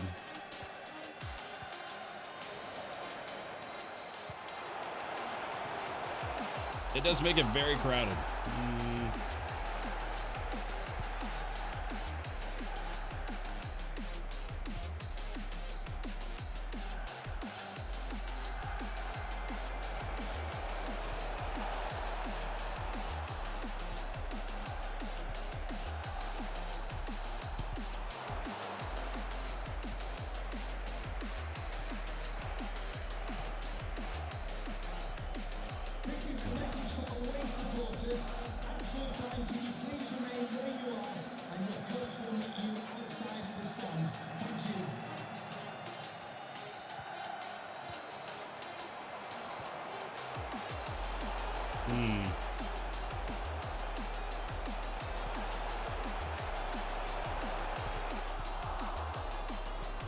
I mean, one thing about it is that it makes it difficult for like your opponents to like keep up with you if you have technically proficient players, I feel like.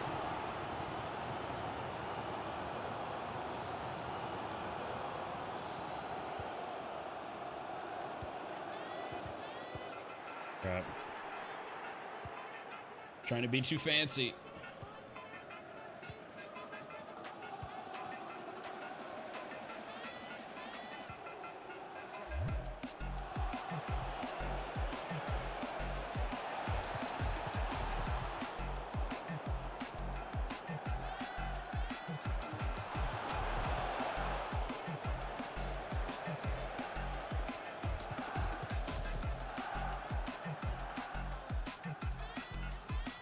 Dang it.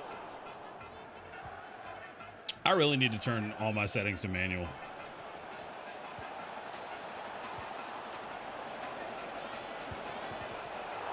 Yes, and that's the De Gea come out. He would literally never do that in real life.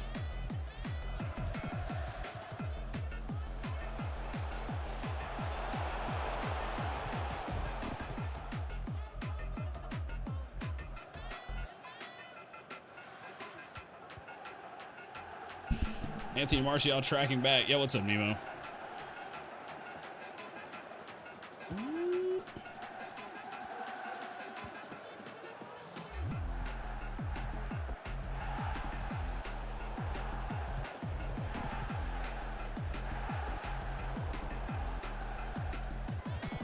Crap.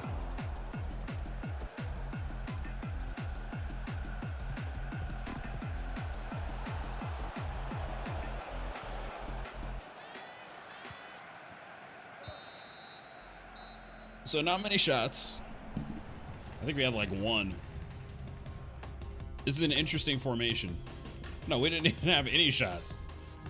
Sheffield United had 5. So we had a lot. Actually, they even had more passes than we did.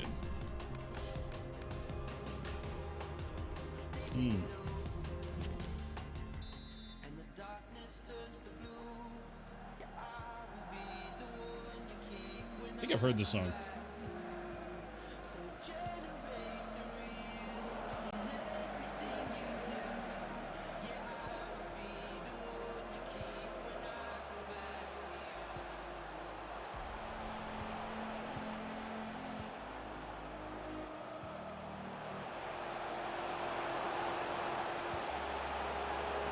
Okay.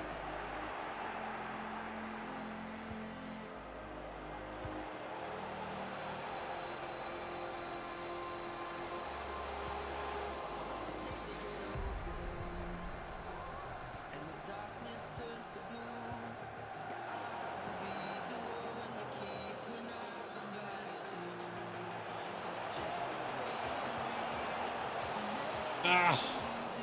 First shot. Actually, we got to put Fernandez on the other side. He's better on the right.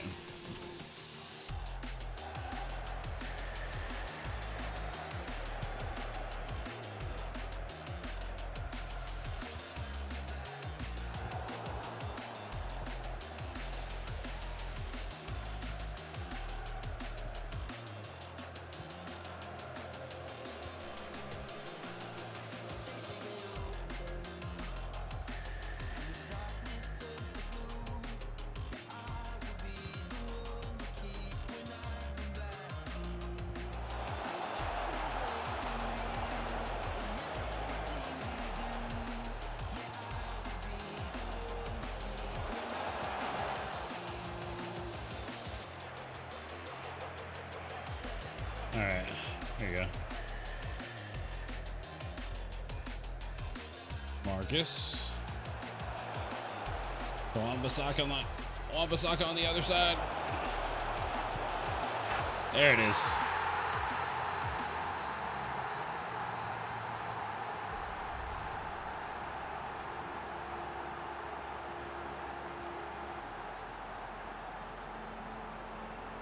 For United, this isn't a great formation. This would be a good formation for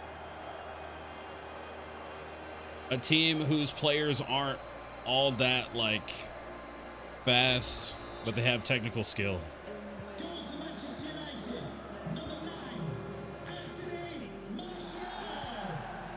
Players that don't like rely on speed. And with a team with speed, you need to put players in space. At least in this game.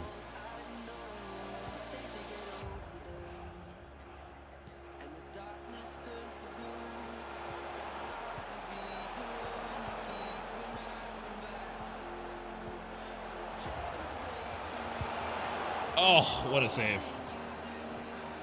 That was good play though. Like that sort of stuff, that link up play, that's good.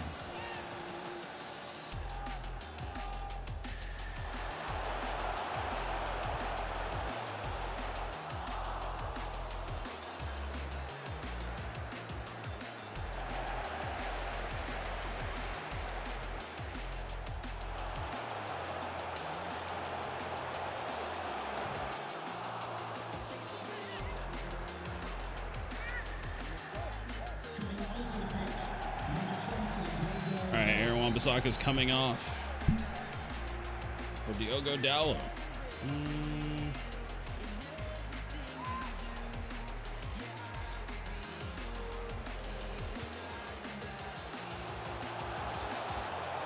Oh, that's actually a good cross. That's one thing. My crossing on like corners and stuff. Actually, my manual crossing isn't that good in general.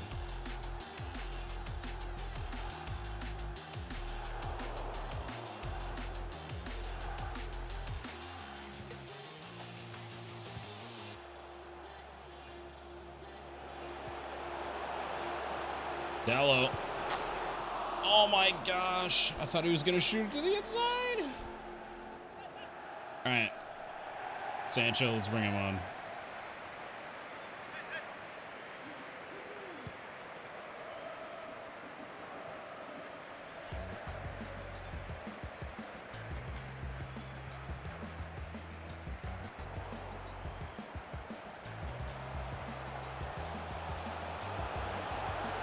Good pressure. Sanch.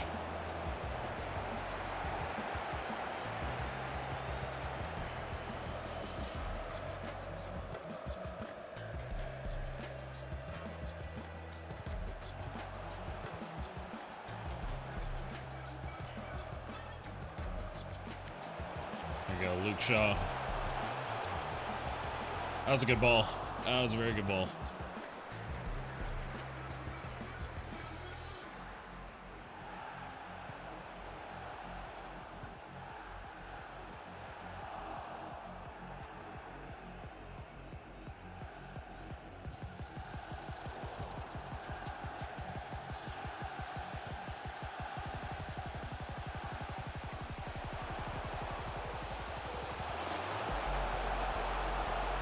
Sancho to Dalot on the outside.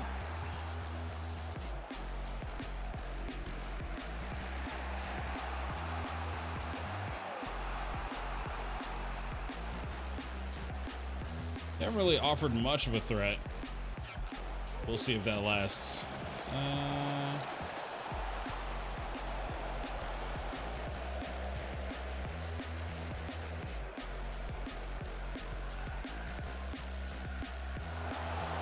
Rashford. Damn it.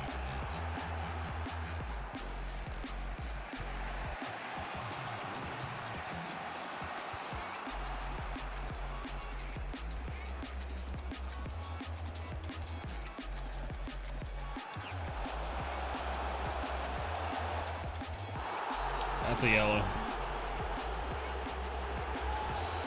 Damn it, Luke.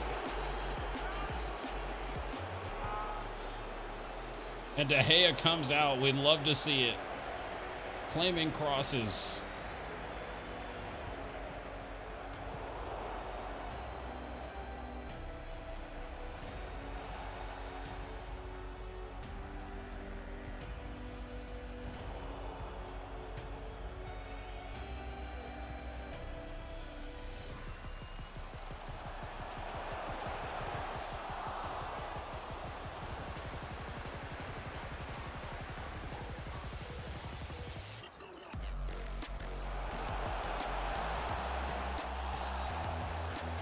That's game done.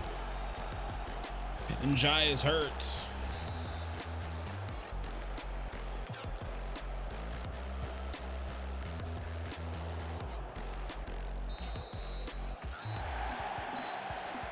Whew. So probably should have scored more goals. Was that a good formation? I don't know. Was I cooking? I don't think so. I can't lie. I can't lie.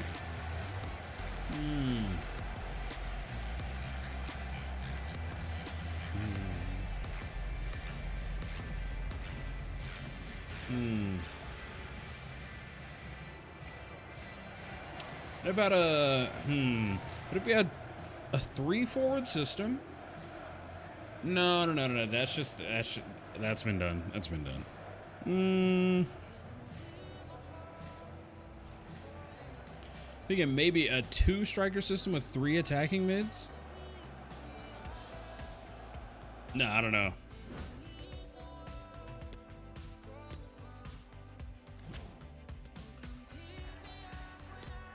So we ended up with more passes. Same amount of shots.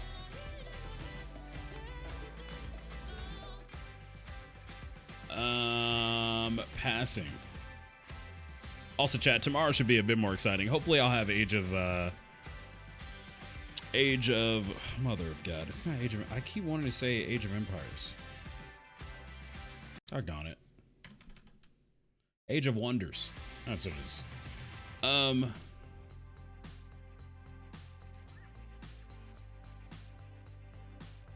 Not bad, not bad. Possession. We'll see in the middle. Barely on the wings at all.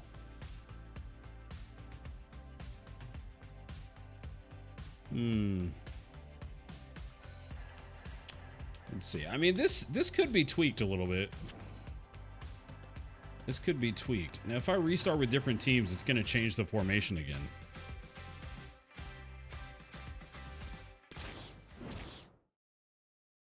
All right, let's go back to it, shall we? 2, 3, 4, 5. FC Dallas. Doggone it. Actually, international. That's not a bad shout. Let's see. Let's go like England.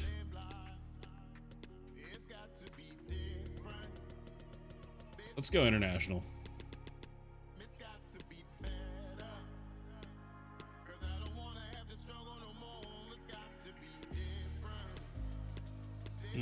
I didn't know they had the Ghanaian national team in this game. All right, we'll play against Portugal. All right, let's take a look at this formation. It's a 4-3-3. Okay, so I was thinking like 2, 3.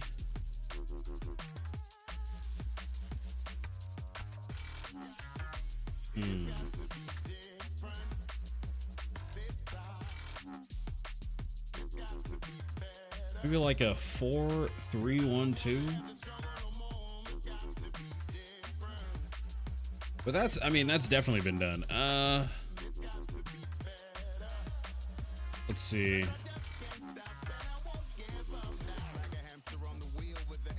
Yeah, let's go to like a, okay, this game we'll try like a 2-forward situation. 4-2-2-2. The 4-3-1-2. This is just a diamond midfield with 2 strikers. With 2 strikers. Now what about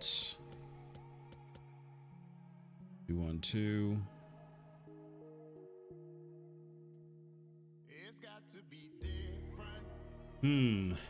See, this is what I'm trying to figure out. Do we put an extra man in midfield and play 3 at the back? I think there is like a 3-3. There's 3-3-1-3. I've seen that as a formation. 3-3. This is basically like a 3-3-3-1.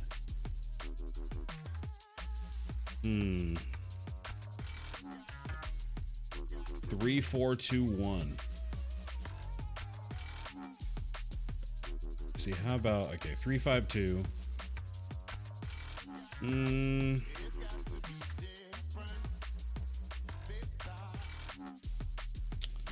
I mean, I guess this is kind of what I'm thinking about. But we could just like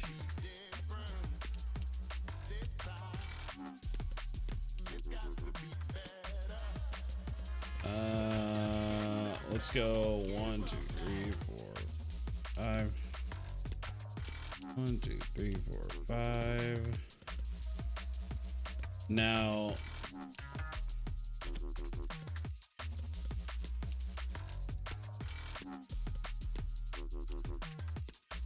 I don't know if this gives us much cover at the back. Now I had kind of wild situation in my other save. Okay, we could put Sokka like here.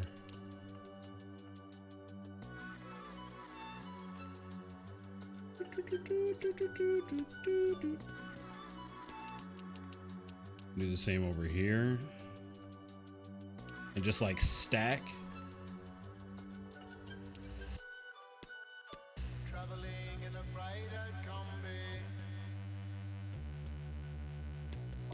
How's Walker up there?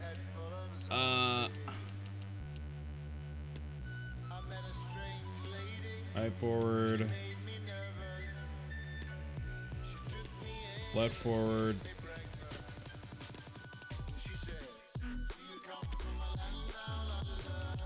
I love this remix, by the way.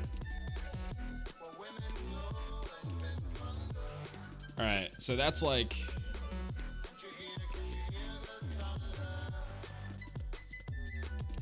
This is kind of like the formation that I have in my other save. In Brussels. I mean, this is essentially, yeah, this is a 3-3-4 essentially. Brussels. He was 6'4" and full of muscle. I said, do you speak in my language? Now, if we went like wide man, you play really wide.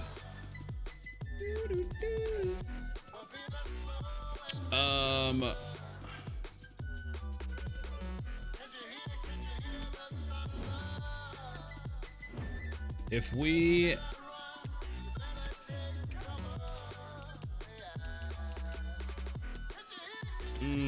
okay, I mean, we could put like Foden here or Mount.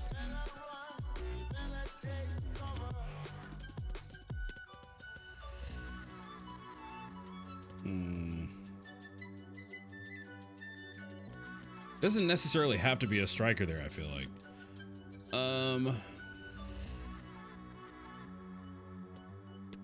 Grealish.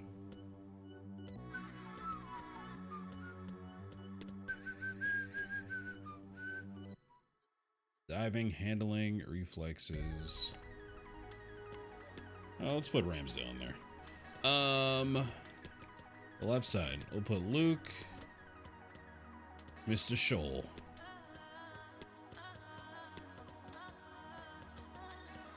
I feel so bad taking Harry Maguire out. Just don't rate him, man. I just don't rate him. Henderson, that's wild.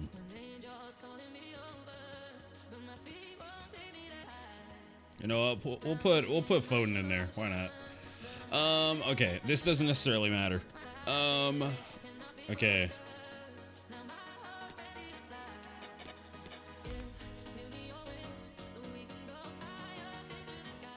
Fast build up.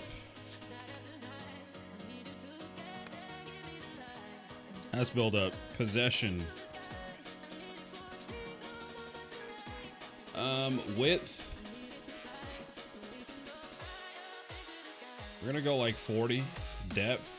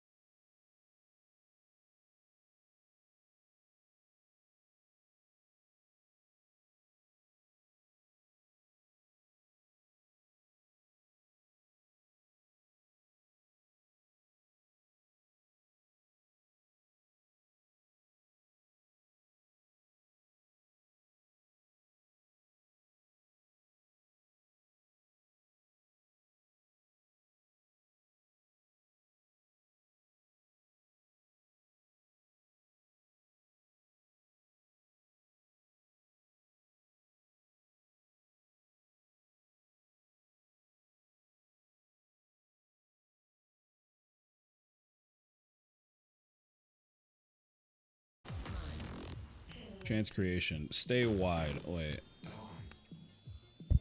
Kind of give him a free roam, I guess. Support runs. Get him behind. Back on defense. Aggressive interceptions. Okay.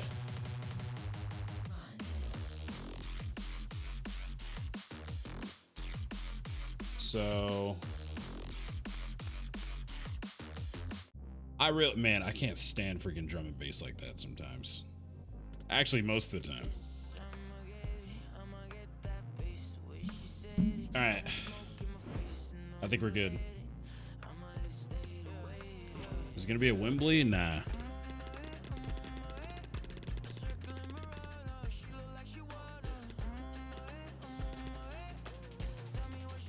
Orange Velodrome.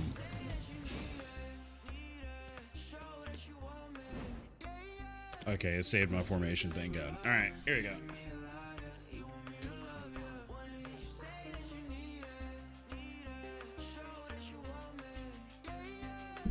England versus Portugal. There you go.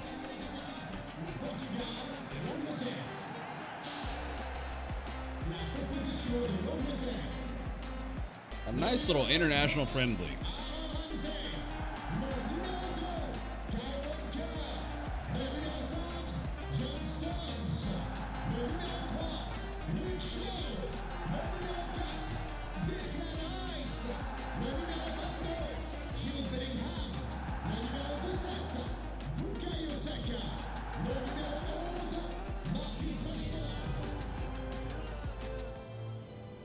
All right. There you go. Let's see how this works. Got a lot of great players.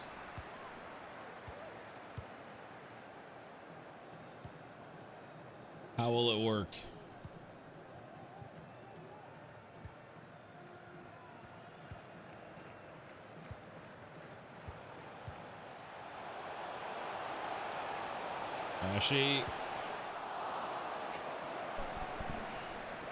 Rashi.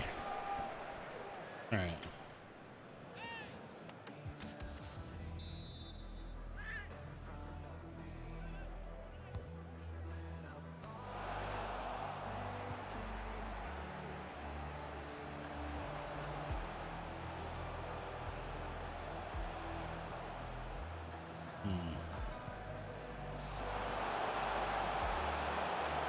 Saka.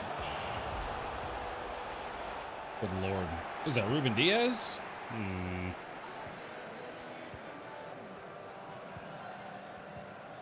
I actually didn't hate the last formation that I used. It wasn't bad. The narrowness of the team was pretty interesting.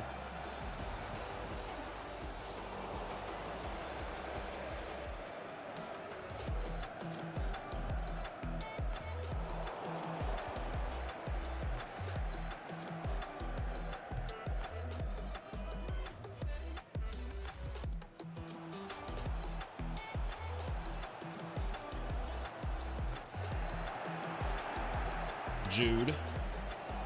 They give the ball away.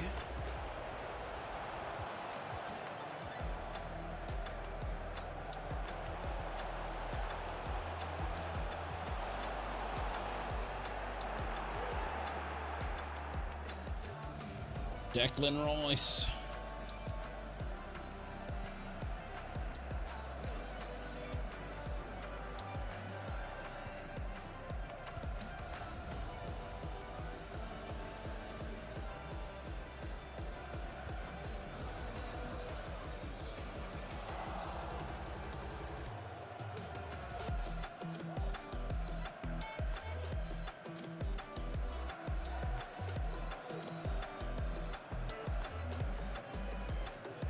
Uh-huh.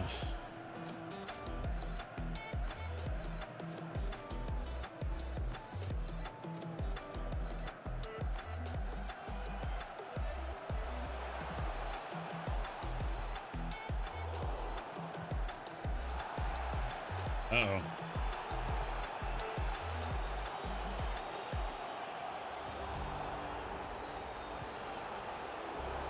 Yo, the game literally made my player go away even though I was controlling him, telling him to go the other way.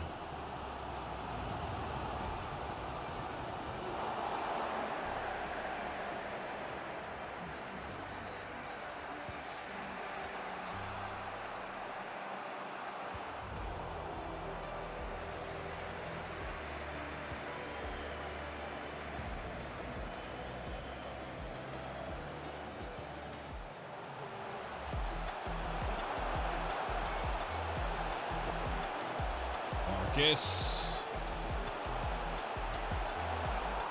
And we miss.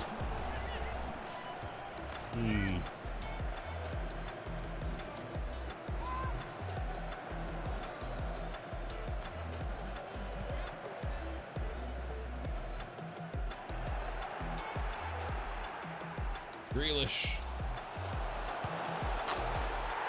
And he's put it away.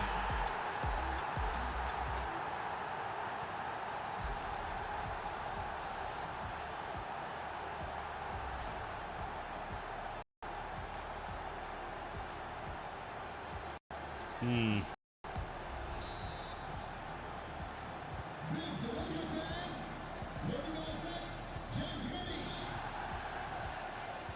Jack Grealish.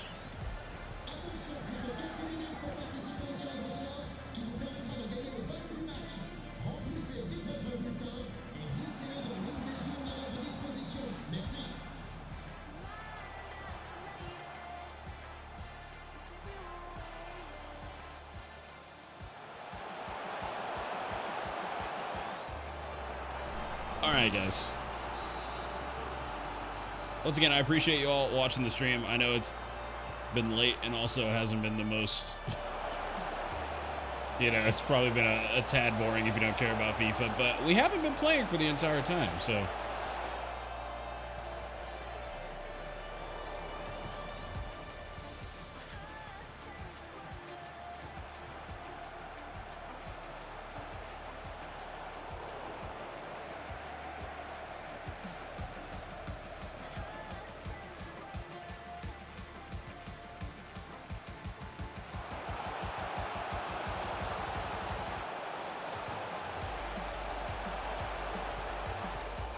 No, Harry.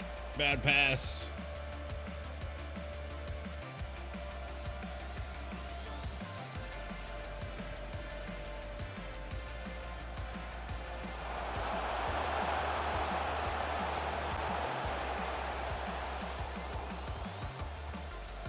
Dang it. That is not good.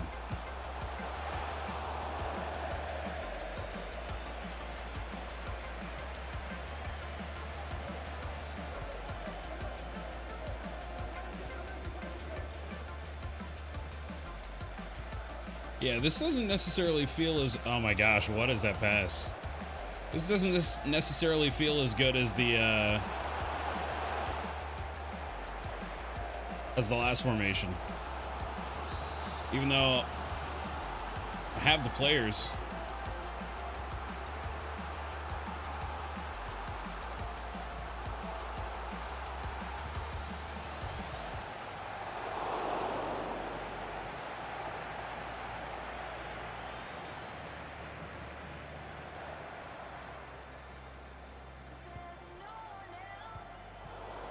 Bro.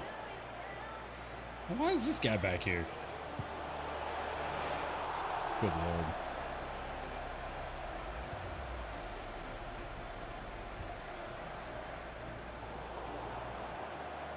Been really poor, actually.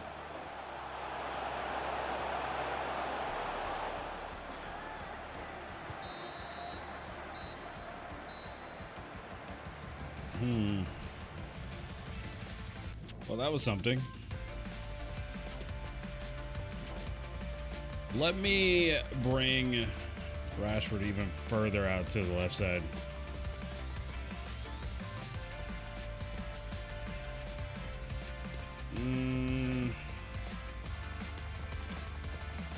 We'll bring in Mount into the midfield, even though I don't rate him in real life.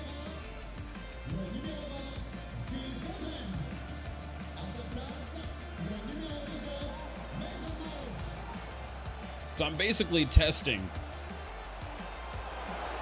a new formation, or like new formations, because I'm gonna make a new manager, like a new career, and have like a Trailblazer sort of manager.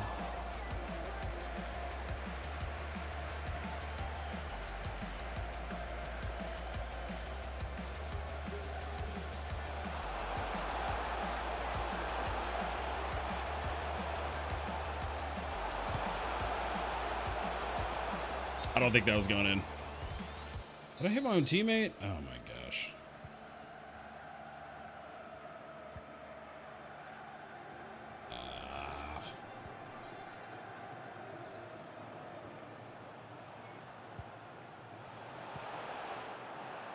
Luke Shaw.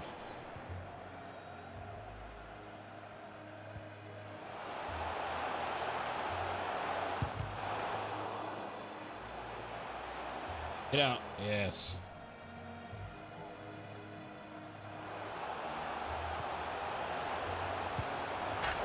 There it is, Harry Kane. Harry Kane. Off the throw-in. Also, what is up with this frame rate? What is going on?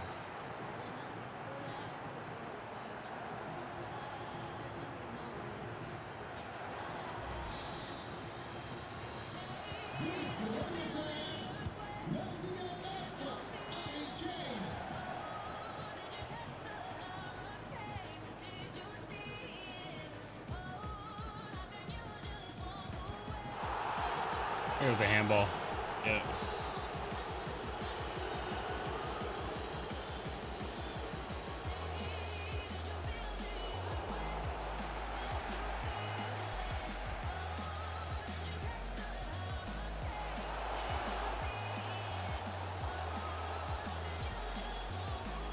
That was not a good enough ball. Holy shit. There's no way I didn't put enough power on that.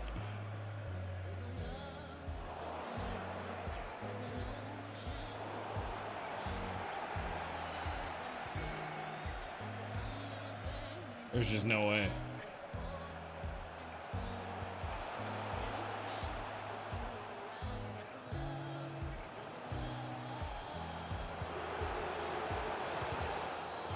What a block.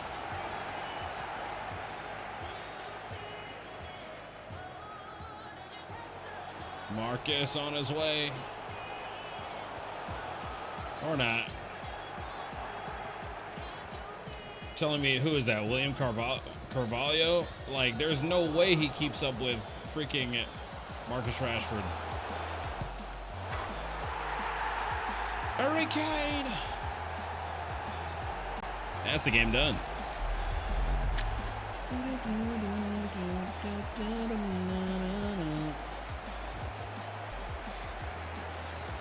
That is the game done.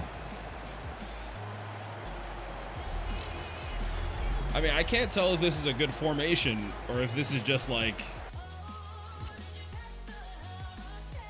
This is like a what? A 3-3-4 essentially?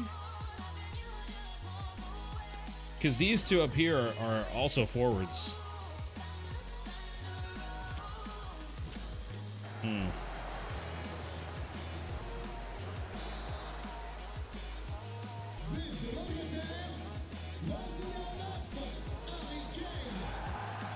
Yeah, once you hit the 3-0 mark, sometimes the game can essentially just like break and you'll end up winning like 6-0.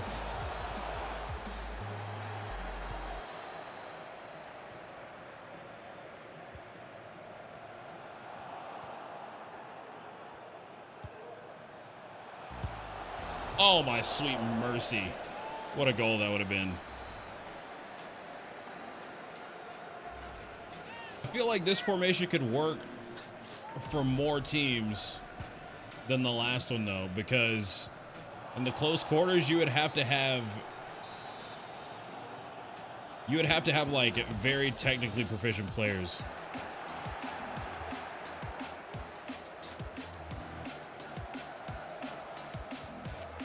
I mean, I guess, I mean, I could try it with like bad teams.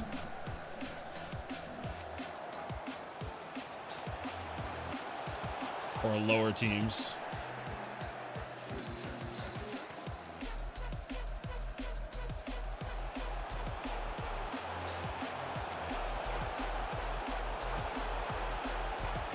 Harry Kane.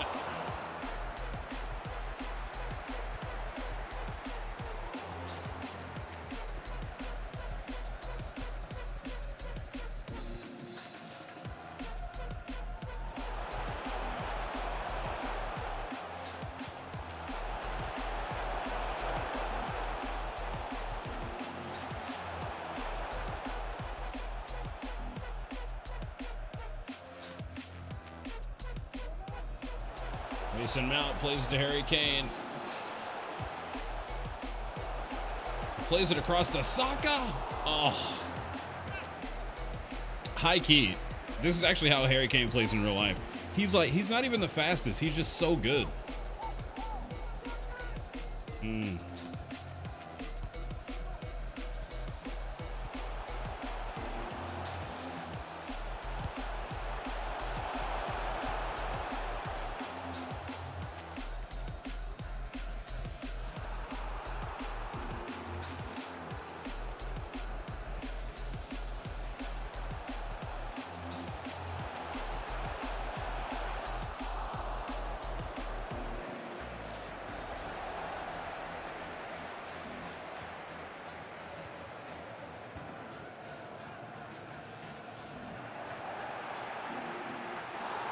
That is a yellow card.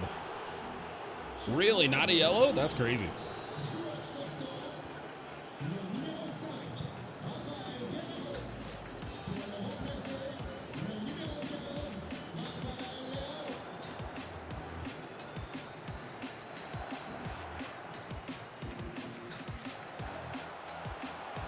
Jude Bellingham.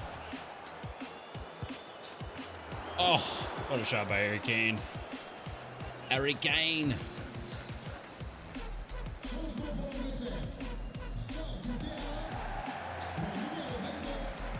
No, this is a good formation.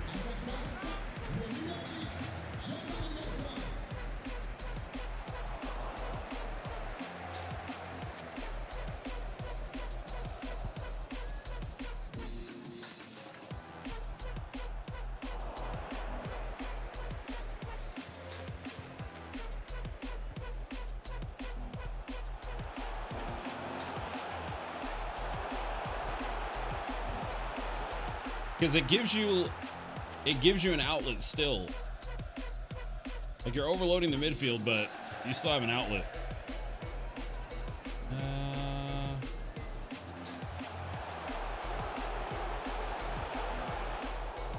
Yeah. Oh, that's 3-0. That was definitely better than the last game. So score-wise, I mean, what was this formation even? This was, we were playing, crap. We were playing a 3-3-4 or a 3-3, wait, or a 3-2-3-2. But with Rashford way out on the wing.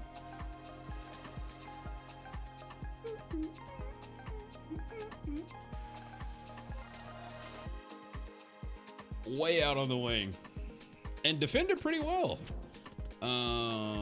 Let's restart with different teams. I want to try the first formation with like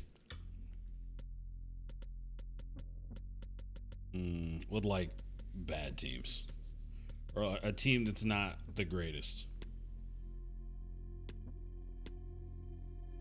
All right, let's go Sydney FC. 1, 2, 3. Let's put them against a team that's a bit better than them. Hellas Verona. Is that Jack Rodwell? Yes, it is. Yes, indeed. All right, so let's go 4-3-3.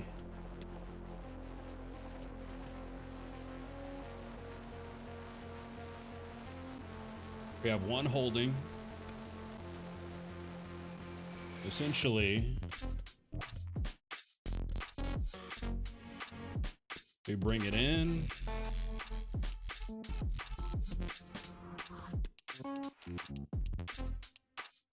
We bring it in.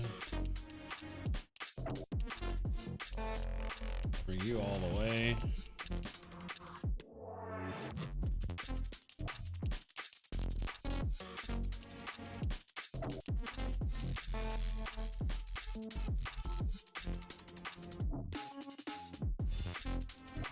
There's that. Then we bring this guy up here.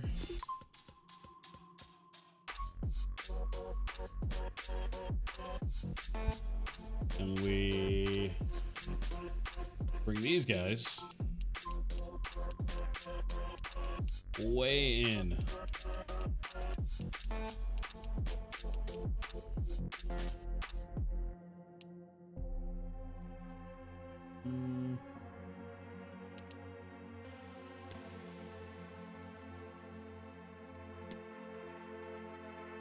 I think I was...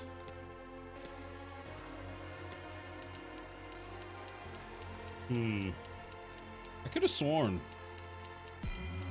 I had these guys as wingers.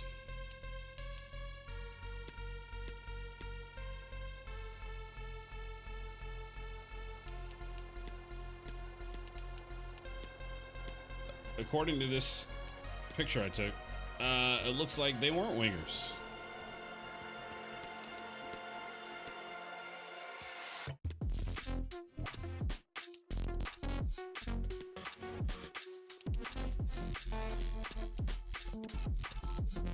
Maybe?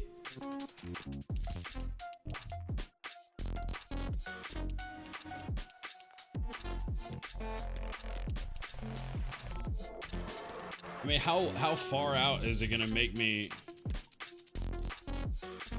take this guy? I don't know. I must have had them as all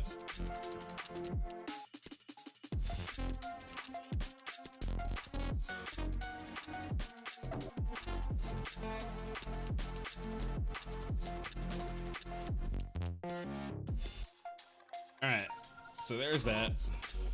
That's essentially the same. We had this guy as a false 9.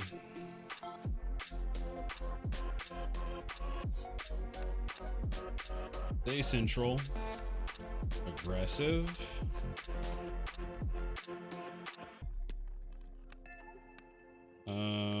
Balanced width, aggressive.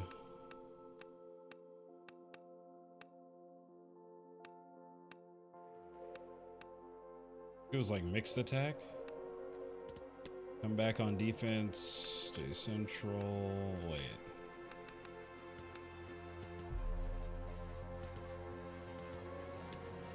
See, I feel like I had them drift wide. Maybe it was central.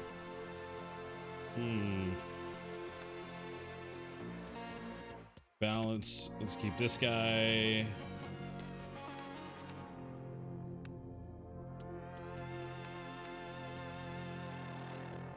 Oh, I did have it as this guy as what you call it, the defensive mid.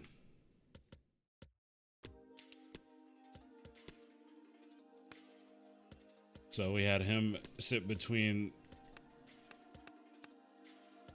center backs. Cut passing lanes. Defensive behavior. Tight mark. Cut passing lanes. Drop between defenders. Center. Positioning freedom. Stick to position.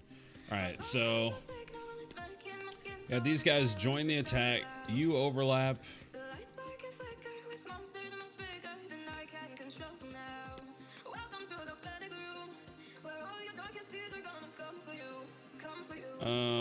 And we had this guy come out, sweeper, come for crosses. Come back on defense. Get into the box.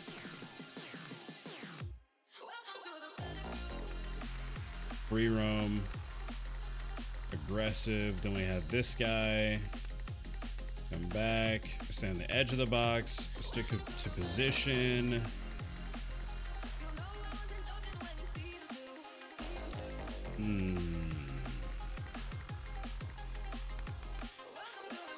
Okay.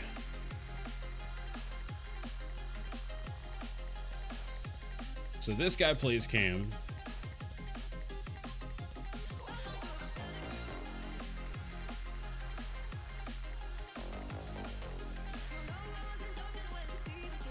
All right. Let's see. Right winger, left winger, CDM. Everybody got moved around. Do we have a striker? Yes, we do. All right. Jack Rodwell playing defense.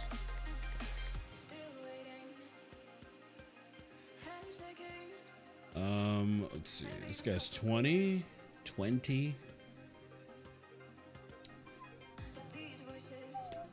Let's bring this guy in. Parsons. Let's bring this guy up. Grant. Man, Jack Rodwell. He used to play for Manchester City. He, if I'm not mistaken, he played for a lot of teams. I feel like he's played for a lot of teams.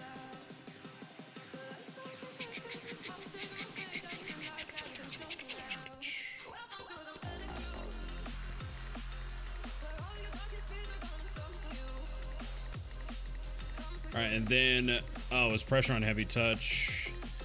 The width. Depth. Let's go like 52. Fast build up. The width we bring down.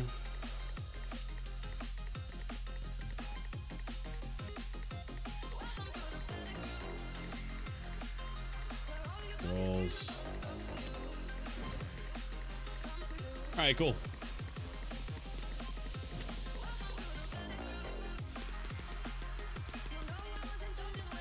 Where are we gonna play? Let's see.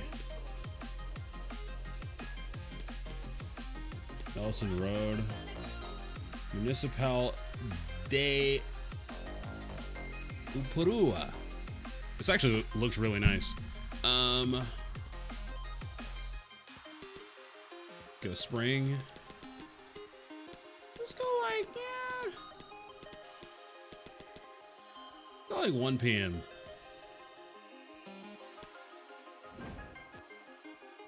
All right, let's do it.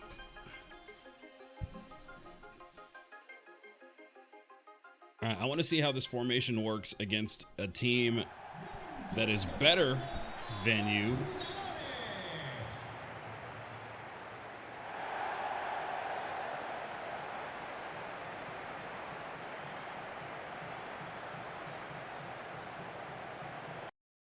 That was a good song, by the way. Against a team that is better than you. And with a team that doesn't have, like, technically proficient players.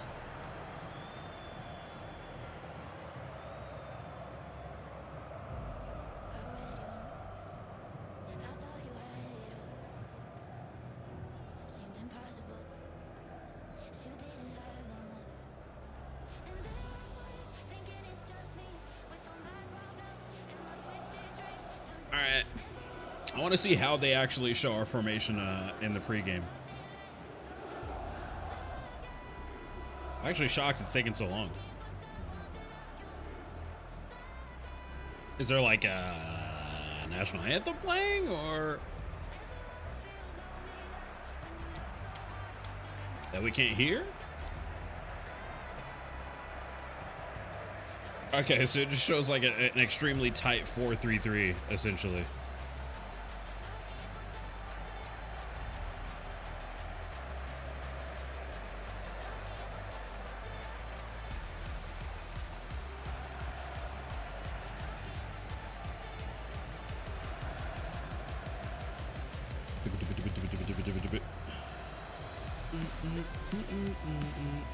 All right, here we go. Dang it.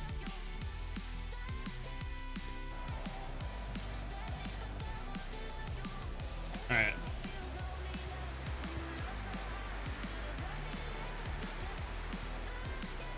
Nope, not a good pass. Yeah, I may have to do a manual playthrough.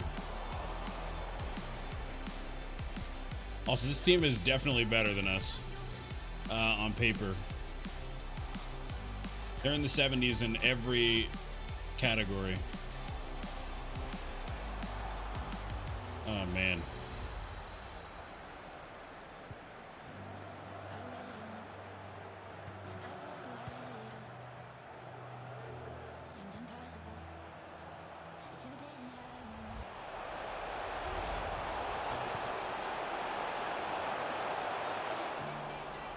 It's outside.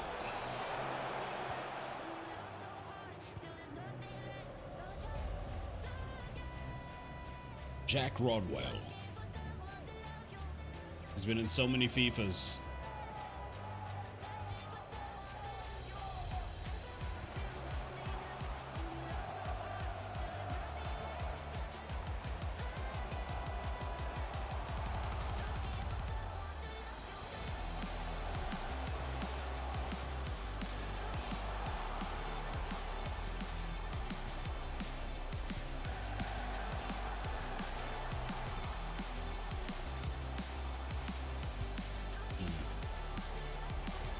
Man, these passes are not going where I want them to go.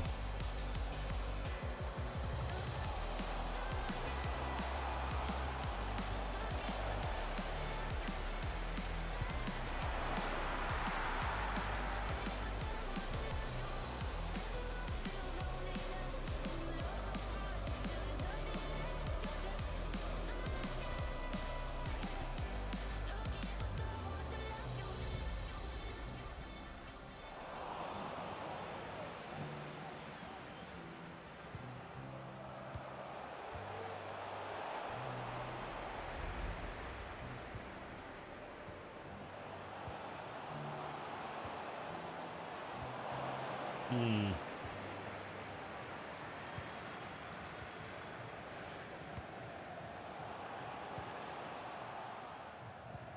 Hmm.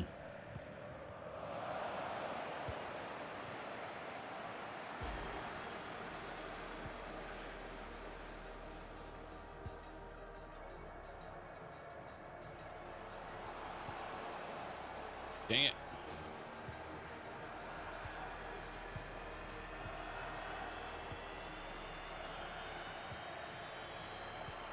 They are dominating possession. Only really matters if we get the ball into the back of the net.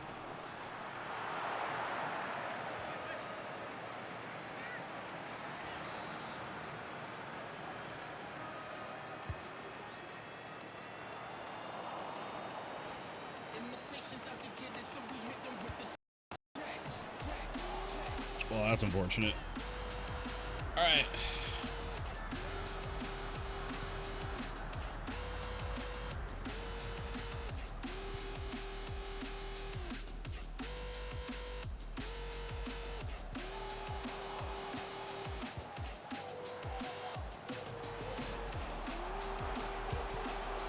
Oh. So we're getting shots. We're getting shots.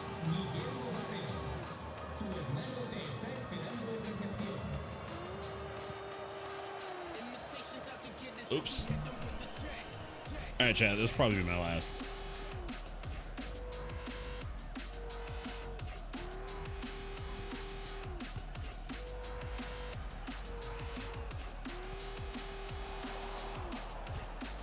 Oh, I didn't even see that guy there. Mother of God.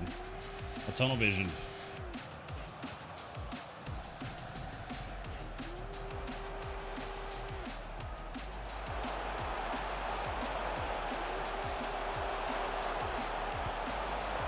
Good save. He should have passed. They would have scored.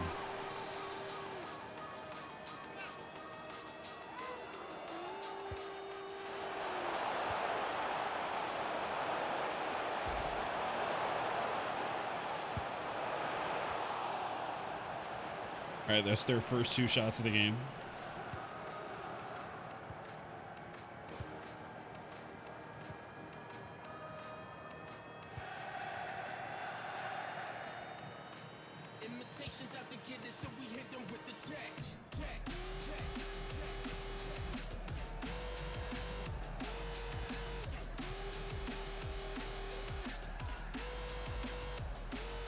No, bad pass.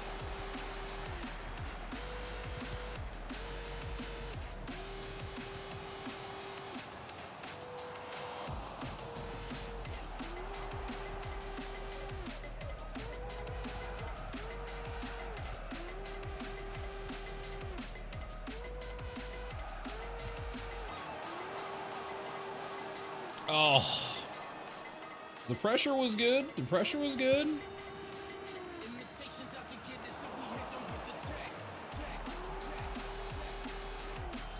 Look at that. Crap, he came back on. Get out. No. I mean, playing surprisingly well. I mean, let's see. We do have some 70s. Our midfield is all 60s. Backline is essentially like 69 overall.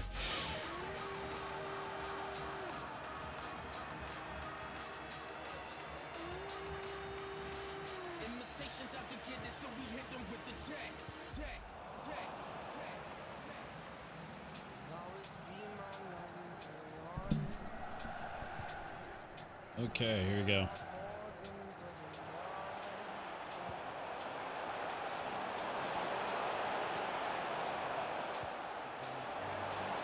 They're overloading us on this side.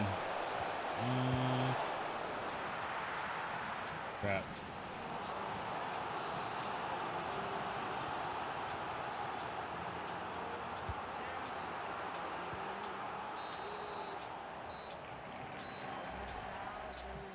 Not bad, not bad, not bad. 3 shots apiece. They actually got more possession than we did, which is, it doesn't make much sense, but that's fine.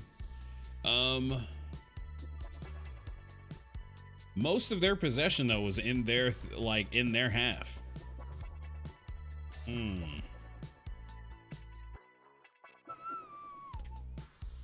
Possession won. Possession lost. See, yeah, most of our possession is near their, yeah, it's like near their goal. Passing 78. We got 15 more passes. 2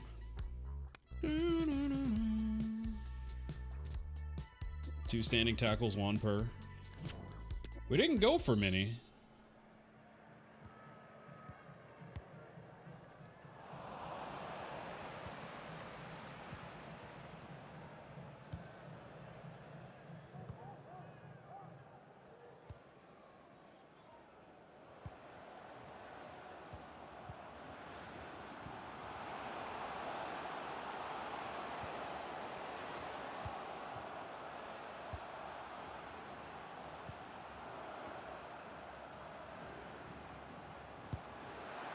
Oh, that was a good sequence. That was a good sequence of play.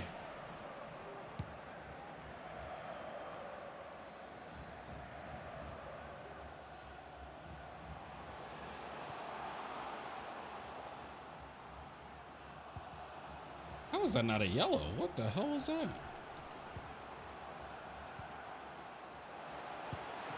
Oh.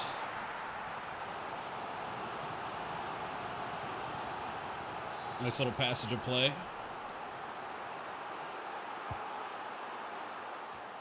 Oh. Jack Rodwell heads it over the goal.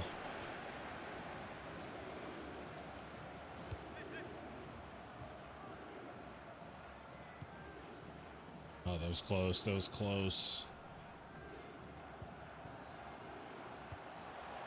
They just got through us easy.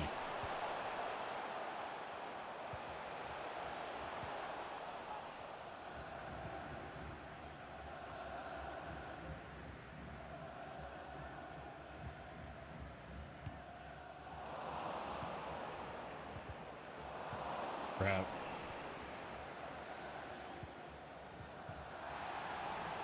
Mr. Rodwell.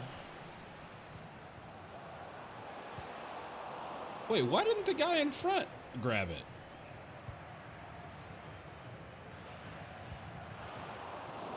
Oh my gosh. Yeah, we're actually pressing pretty well. Isn't bad at all.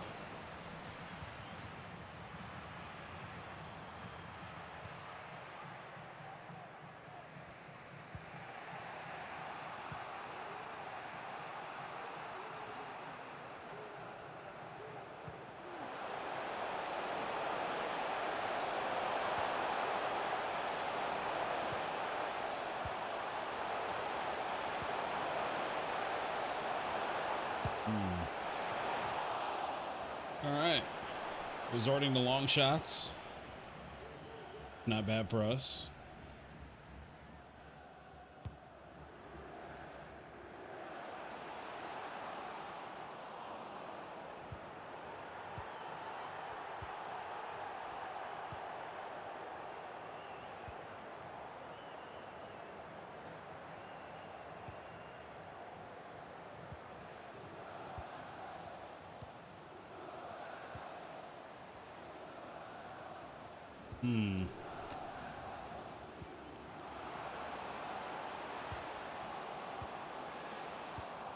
Okay.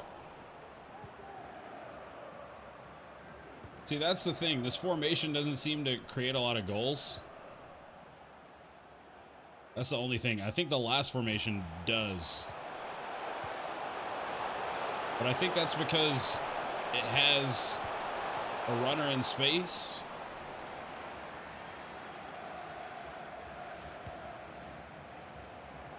Well, we'll see. Now we got some space.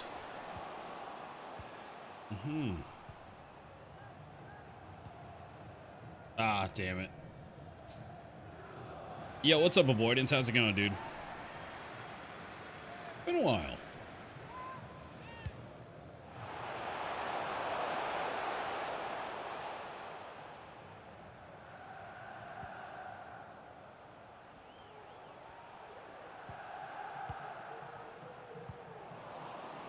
There you go. Uh-oh. Like soccer? Yeah, I used to play. And my brother played pro. I played in college. My favorite sport. I historically have not streamed FIFA, but as for the past couple of months, I started doing it again.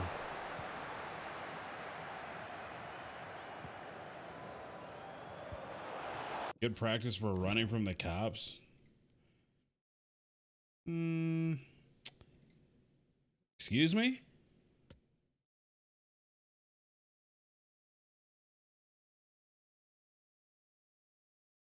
And what makes you think that's happening?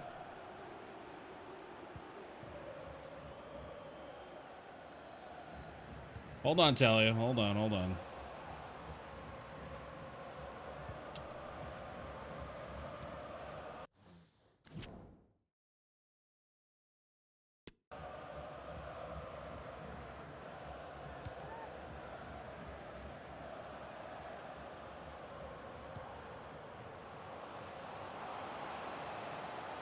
You know,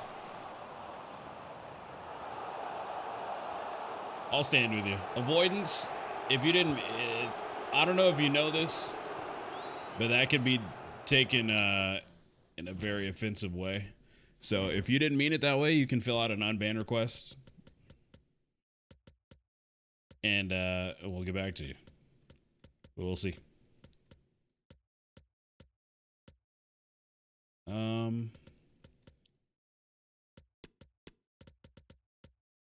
Yeah, I kind of just like, yeah, like I'm not dumb. I know what you mean. I just wanted to see what,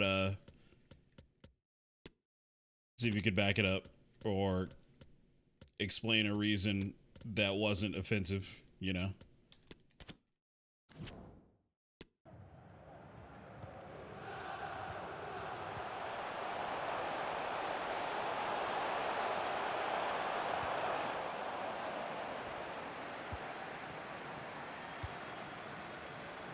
Oh my gosh, what just happened?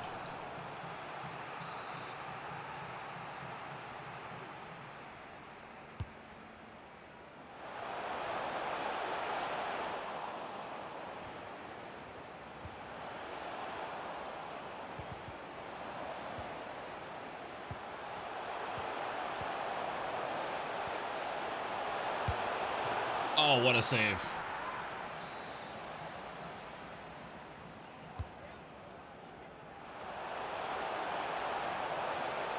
And the keeper comes out.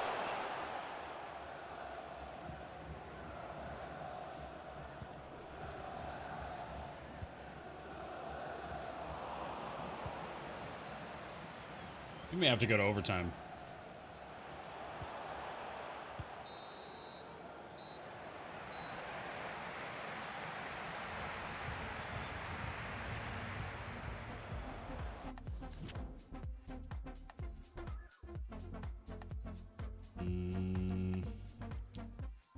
Lots of passes, no goals.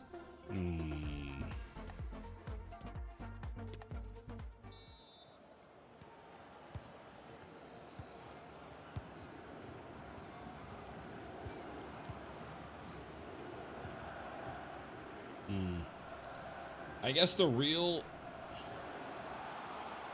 question with this formation is like, where does the space come from to get behind?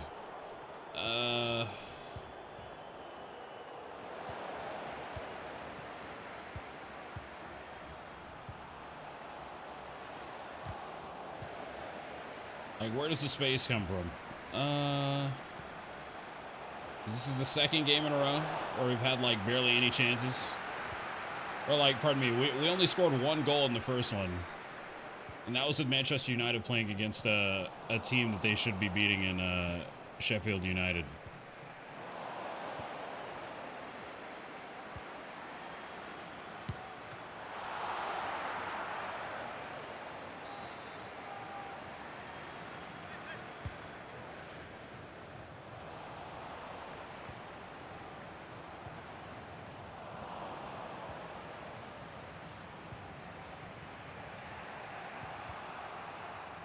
Good challenge.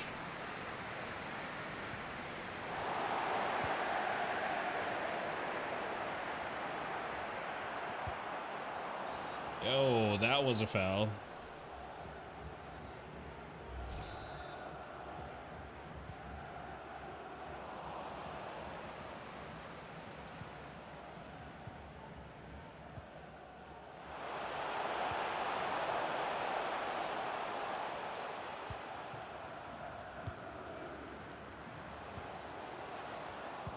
Crap.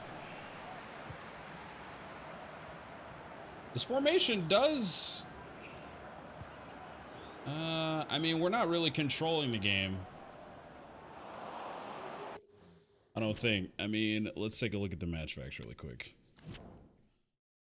No, still not controlling the game. I mean, a ton of passes. A ton of passes.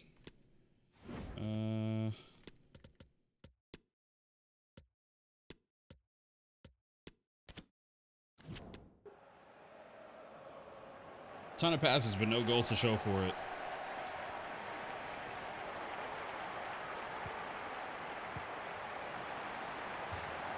So not even the bulk of possession, but having a lot of passes. I mean, almost 200 completed.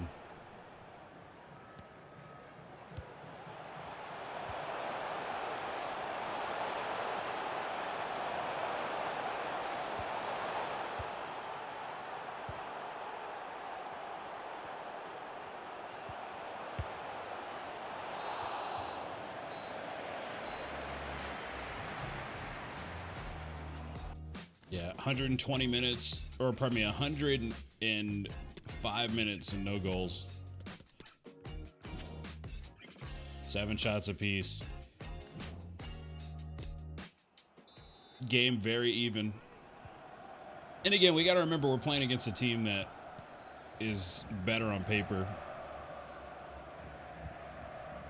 And going toe-to-toe, outpassing them.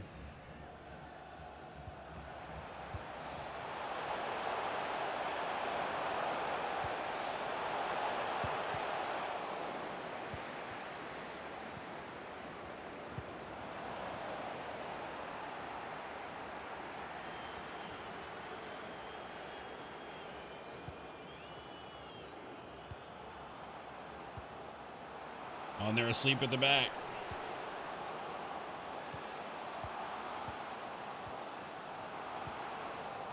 Oh, no. That should have been an easy goal.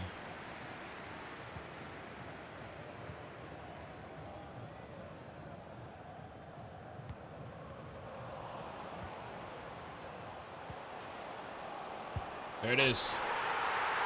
Woo! Let's go. There it is.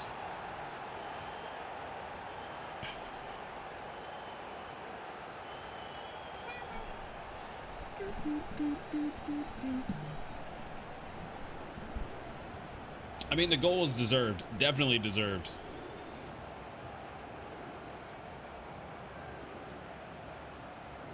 I would still say, I mean, let's take a look at the stats really quick. Possession again. Most of our possession has been in their half. Passing. 200 passes, 174 completed. I mean, not bad. 154 ground passes, some lobs, some through passes. They had 37 through passes. Man, the computer loves through passes, dude. Literally double what we had.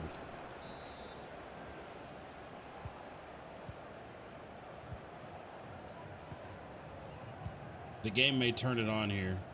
We'll see.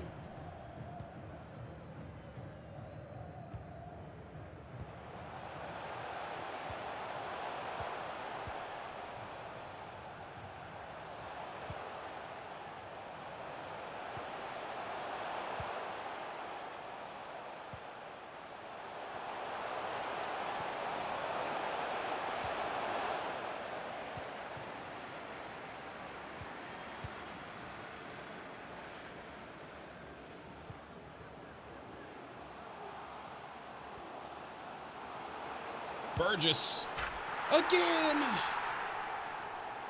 And that's 2. So we got the space behind because they were pushing and they're also tired at the back. But, I mean, eventually it'll wear teams down, I guess.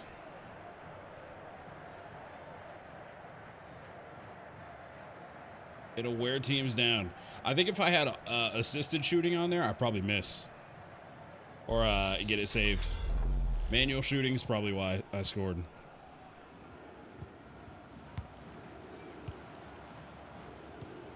We may even get 3.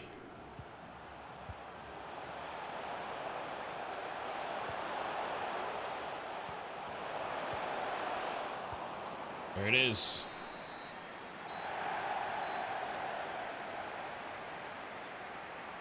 Segacic. That was good.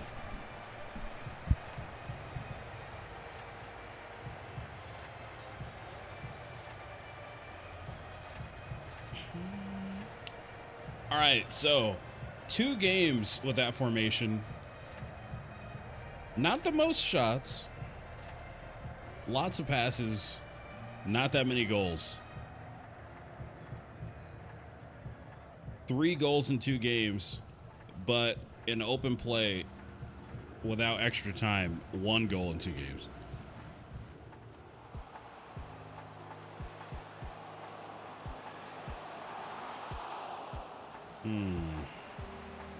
And for 3 forwards, it seems weird.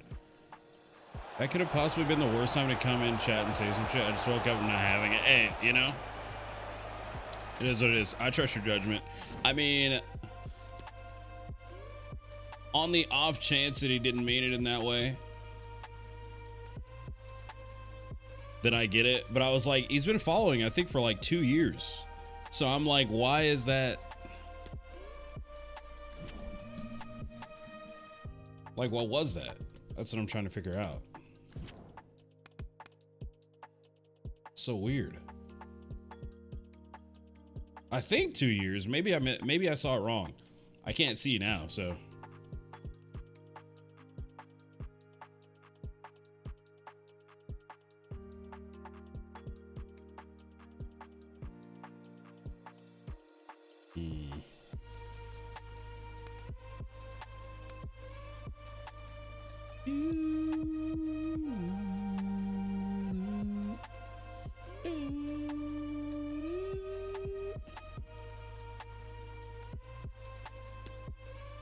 Yeah, all I know is that name, Talia. I don't really know much about them. I think they're not great, right? Oh, gotcha. Yeah. That's not good. That ain't good. All right, chat. I'm gonna play maybe one more, and I'm gonna go to bed. However, I'm gonna play that one more off stream. So I'm gonna get out of here. Thank you very much for coming by. Let's see. Appreciate y'all. Next.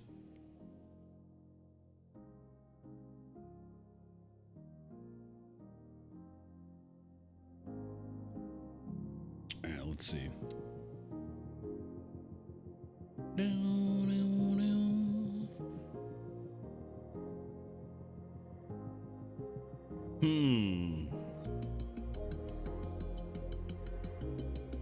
You know, I'm gonna send you guys the visions. All right, guys. He's playing iRacing. I haven't rated him in a long time. I was gonna raid Slade, but maybe I'll do that tomorrow.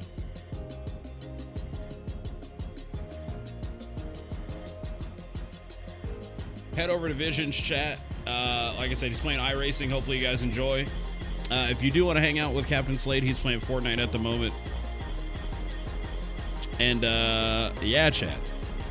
One thing I will say about streaming at night, I mean, even though it was on our schedule already in the past, streaming at night does allow me a chance to raid more people who I know that stream at night. So that's nice. And yes, Talia, I can do that. All right, guys. Thank you very much for coming by the stream. Talia, thank you very much for the 35-month resub. Grizz, thank you very much for the 24-month resub. TARDIS Blues, thanks for the 32-month resub. And Bogus Donuts, thank you very much for the raid. I will see you guys tomorrow night at 7 o'clock p.m. Central Standard Time. If you haven't seen the schedule, check Twitter, check Discord. It's around. It's around. I'm trying to get it on screen quick enough. I don't think I can do it. There it is. I'll see you guys later. There's the schedule. As I always say, chat. My name is Mikey. You can call me MicDub. I'll see you guys next time. Follow me on Twitter and Instagram. Sub to the YouTube channel. Peace.